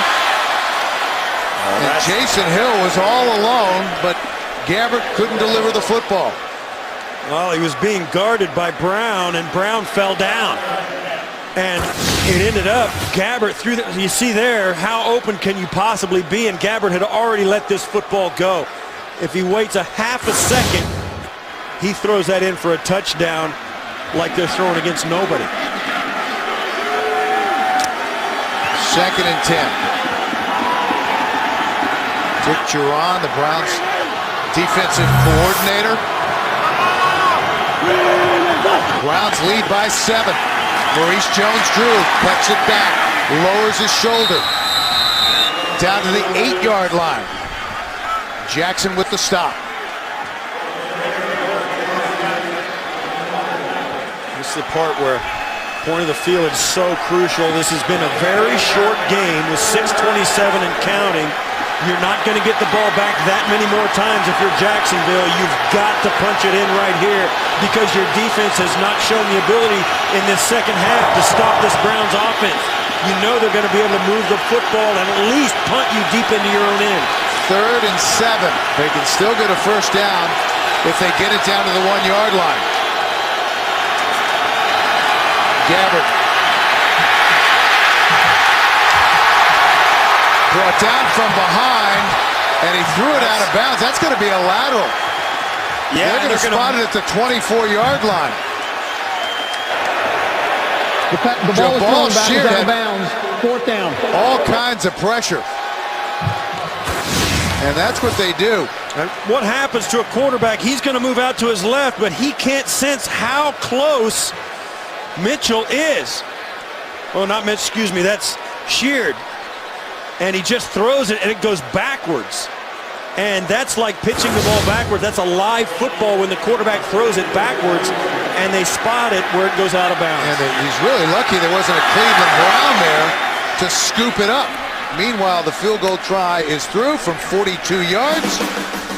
Josh Scobie, 3 points on the board for Jacksonville, 14-10. 5:39 left to go.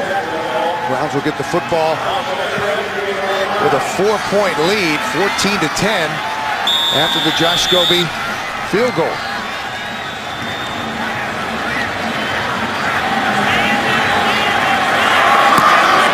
Boots it away. Cribbs lowers his shoulder and gets it out to the 20-yard line. Colt McCoy back to work when we return. The NFL on CBS is sponsored by K Jewelers, the #1 jewelry store in America. Every kiss begins with K. The Philips Norelco Senso Touch 3D, a great shave, dry or wet with gel or foam. And by the Droid Razor, thin is no longer frail, only at Verizon. The Santa hats making an early appearance here in Cleveland. So an early gift would be a victory here against the Jacksonville Jaguars. 14-10 Cleveland, 5.5 minutes left to play. McCoy short to Little and pushed out of bounds at the 26-yard line by Darrell Smith.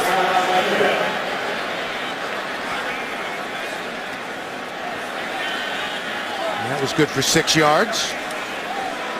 You look at the Browns, and they have a lot of things in place. They have a franchise left tackle, good young receiver in Greg Little, a quarterback who has won at every level and fights for every yard, a young shutdown corner in Joe Hayden, a great middle linebacker out there making plays. They got stout young guys up front, and Ruben and Phil Taylor, some smart football people in the front office. The future could be good for the Cleveland Browns, and that's Obaniah with some running room.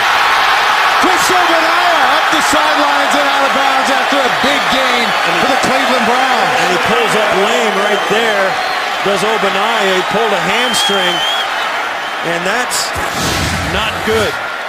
But watch as it's blocked so well right at the point of attack, as you see Alex Mack get right out in front of him, and he cuts in right behind there as Joe Thomas is all the way down the football field pushing guys around. You can't work any better than that as an offensive line up front in the running game as Obaniah gets around the corner and then pulls up lame at the time. You see there, he says he's okay. We'll see if he can get back in. A gain of 40 yards, and Thomas Clayton has checked in now for Cleveland. That is caught, and somehow Mohamed Massaquoi held on to the football. He got pounded. That was two guys that gave him a big shot. It was Ashton Yabodi and Dwight Lowry who converged on him just as he made this catch, and man, oh man. But he hung on to the football, a gain of 6. He's just back into the lineup after suffering a concussion, and it took him a while to get back. But if you can stand a hit like that, things are looking up for you. Obaniah is checked back in. He's waited a long time for this chance. Another big hole. Obaniah. And a flag is down as Obaniah is brought down inside the 20. Derek Cox made the tackle. And the penalty flag came from the secondary. Yeah, and you can see Josh Cribbs thinks it's on. They called it on him, and he's not happy about it. They're going to call a hold at the end of the run. There's no foul for an illegal block in the back. First down. And they picked it up. And I think they conversed about it. The officials, and one guy said, no, I don't think he touched him. The defensive back went forward, and sometimes an official will think his momentum was caused by a push in the back. And Jack Del Rio says, Well, basically what he's saying is, why'd you throw the flag if there wasn't a penalty? Right here is where it is. Now, does Cox get pushed in the back by Cribbs, or does he just go down on his own? Yeah, he did. That's right. That's a good pickup call. That's a good non-call by the officials. Ogbonnaya over 100 yards, 19 carries for 110. They give it to him again. And he's down to the 17-yard line. Mincy made the stop. Cleveland's last 100-yard rusher came in Week 14 last season. It was Peyton Hillis, who had 108 against the Bills. Coming into today, Cleveland had gone 12 games without a 100-yard rusher. Ogbonnaya really hurt his hamstring on that last long run, and then when he got back in, he told us he is not going to waste this opportunity. So he, I think, is trying to fight through that pain, but then he broke another good run to the outside, and every time you try and open it up with a sore hamstring, you feel like you're going to pull it. 2nd and 7, short drop. McCoy just swarmed under. Brought down back at the 22-yard line, and Jacksonville will take a timeout with 3 minutes left to play. Tyson Alu and Russell Allen combined to make the stop.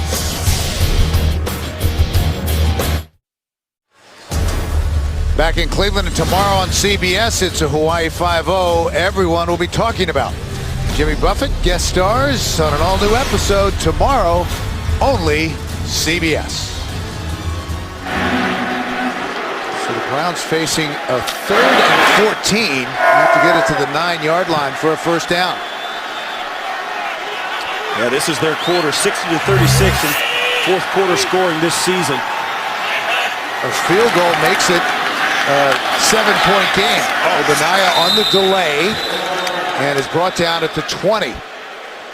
Alu made the stop. Another timeout, 2:53 left to play. The NFL on CBS is sponsored by Toyota. And by Subway. Try November's featured $5 footlong chicken marinara melt.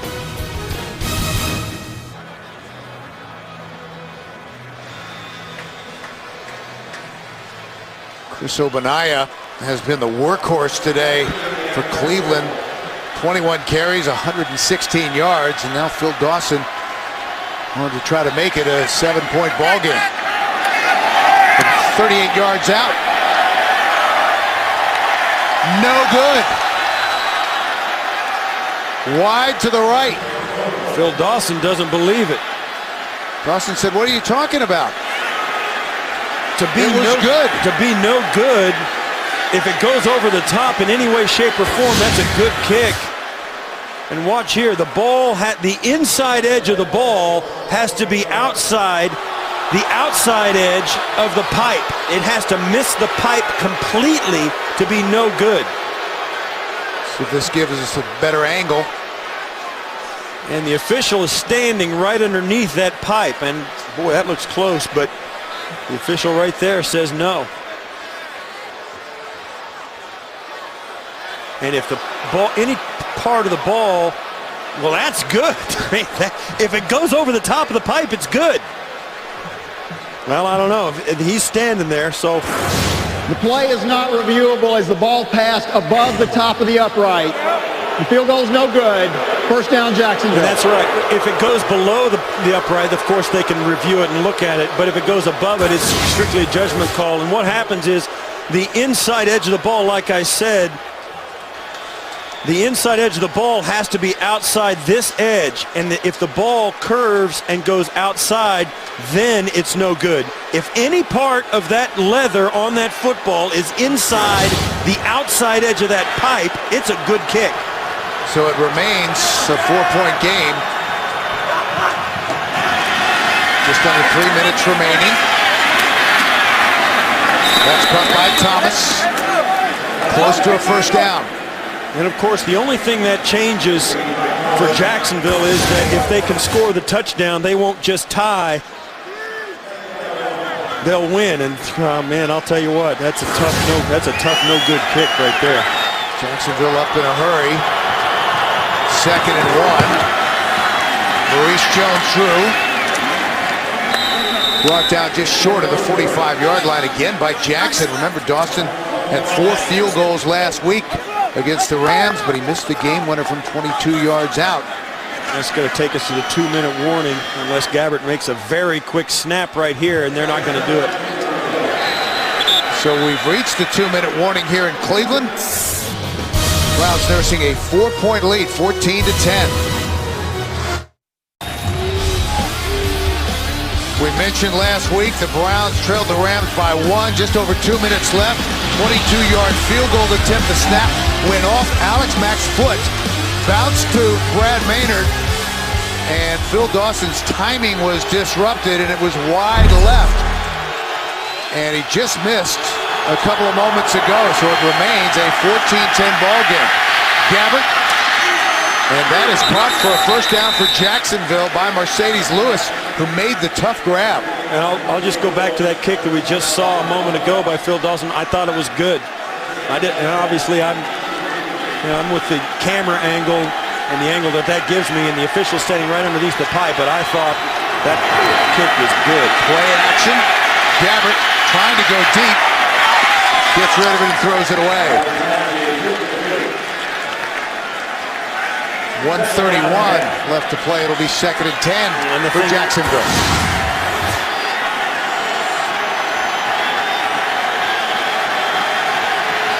I'm thinking he's saying that kick was good.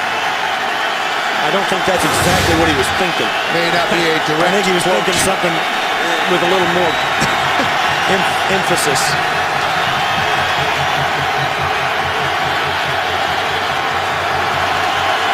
Gabbert. Great protection. Out into the flat, and that's caught again by Lewis.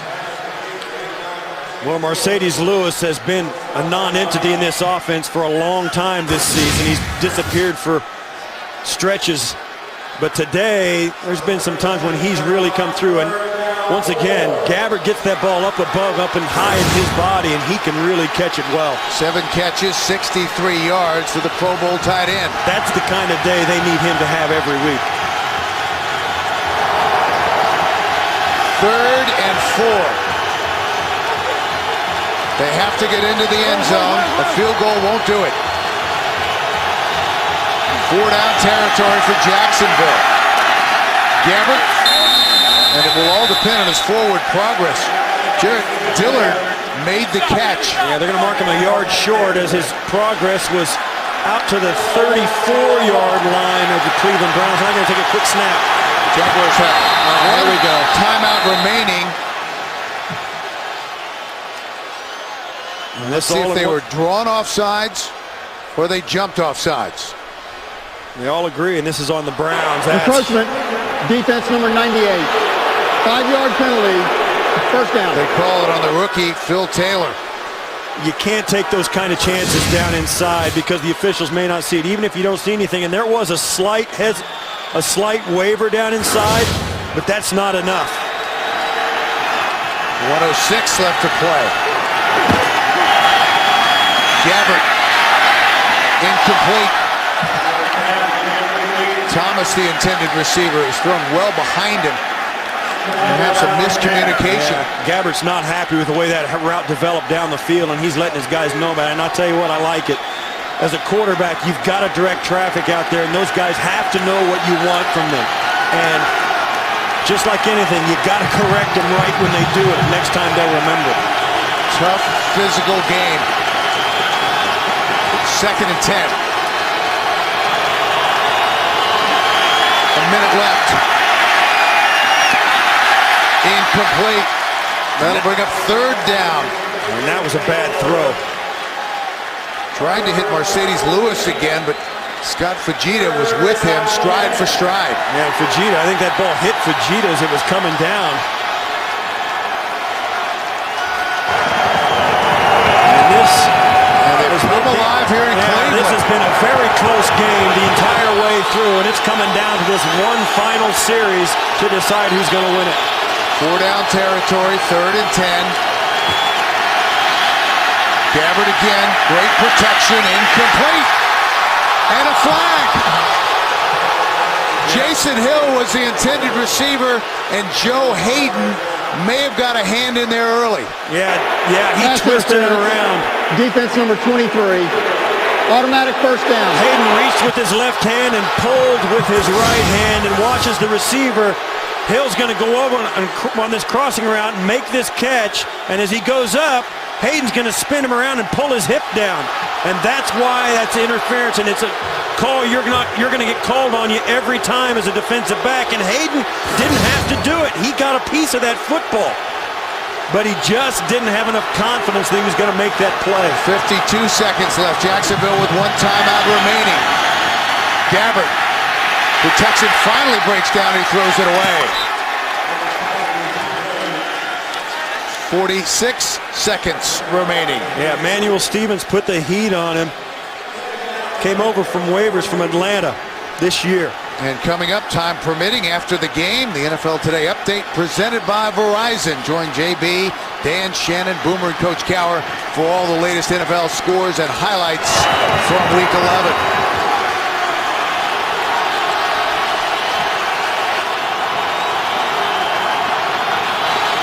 Second and 10. That's caught. Justin West out of bounds just inside the 5-yard line. Sheldon Brown pushed him out. A pickup of 9, and that quiets the crowd. You've got to take that. If the defender's going to play off like that, run the out and take it. Good, confident throw from Gabbert.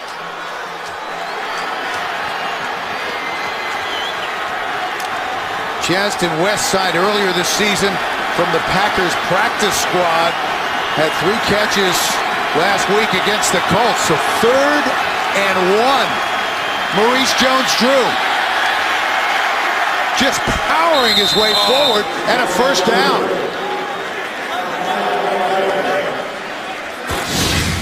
What incredible strength by Maurice Jones-Drew. Look as he stopped there and he just backs in and just pulls everybody, offensive line, defensive line, all together with him for the first down. One timeout left, clock running inside of 15 seconds. Maurice Jones-Drew stops short of the goal line. And Jacksonville will have to use their final timeout. Well, there it is. 8 seconds left, 4th quarter. You're leading by 4. Defensively, it's 2nd down and goal on the 2-yard line. Dick Geron's got to come up with a defensive call that will give his guys a chance and then anticipate. Do they give it to Maurice Jones-Drew again, or do they let Blaine Gabbert try and throw it with just 8 seconds left? That will give them enough time to line up again if it's incomplete and give them a 3rd chance at it. I think you have to throw it. I think you do as well. I think you do as well. You have to throw this football because with 8, and I think you need to do it in a way that gets the ball out of Blaine Gabbert's hands very quickly. If you come up short on the run, you may not get another snap off. Power I formation, 8 seconds left. And they will throw. Gabbert, incomplete. 3 seconds left. Jason Hill had a touchdown.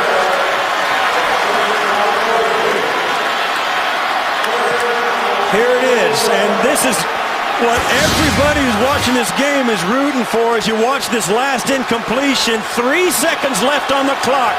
You gotta have a touchdown to win. You got one of the great backs in the NFL standing beside your quarterback. What are you gonna do? I say give it to 32 and let him pick his spot. Time for one more play. And here it is. Gabbert, incomplete. The Browns win.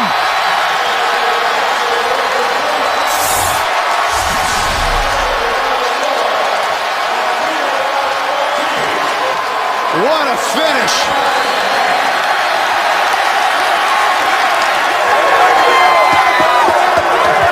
You gotta give it to Maurice Jones-Drew. He's run so well, they've had no answer. He's so strong, you have 2 yards to get. He's the best player on the field, and you don't give him the football. There he is, running out into the flat, and that's what he was saying. I was all alone. Mike Thomas was the intended receiver, and he was blanketed by DeQuell Jackson. And Mojo was all alone in the flat.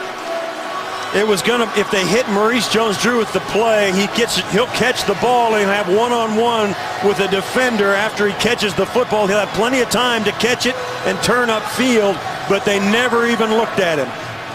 Disappointing day for Jack Del Rio and the Cleveland Browns, a team that has left a few victories on the table, including last week, comes away with the win, 14-10.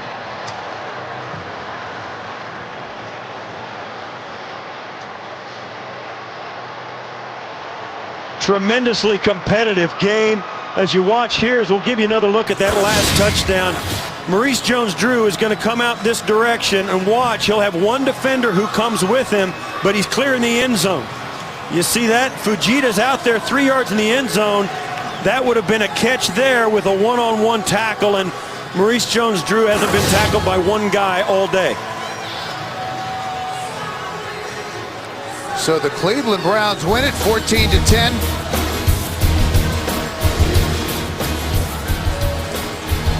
For Steve Tasker, this is Bill McAtee saying so long from Cleveland. You've been watching the NFL on CBS, and NFL Today Update presented by Verizon is coming up.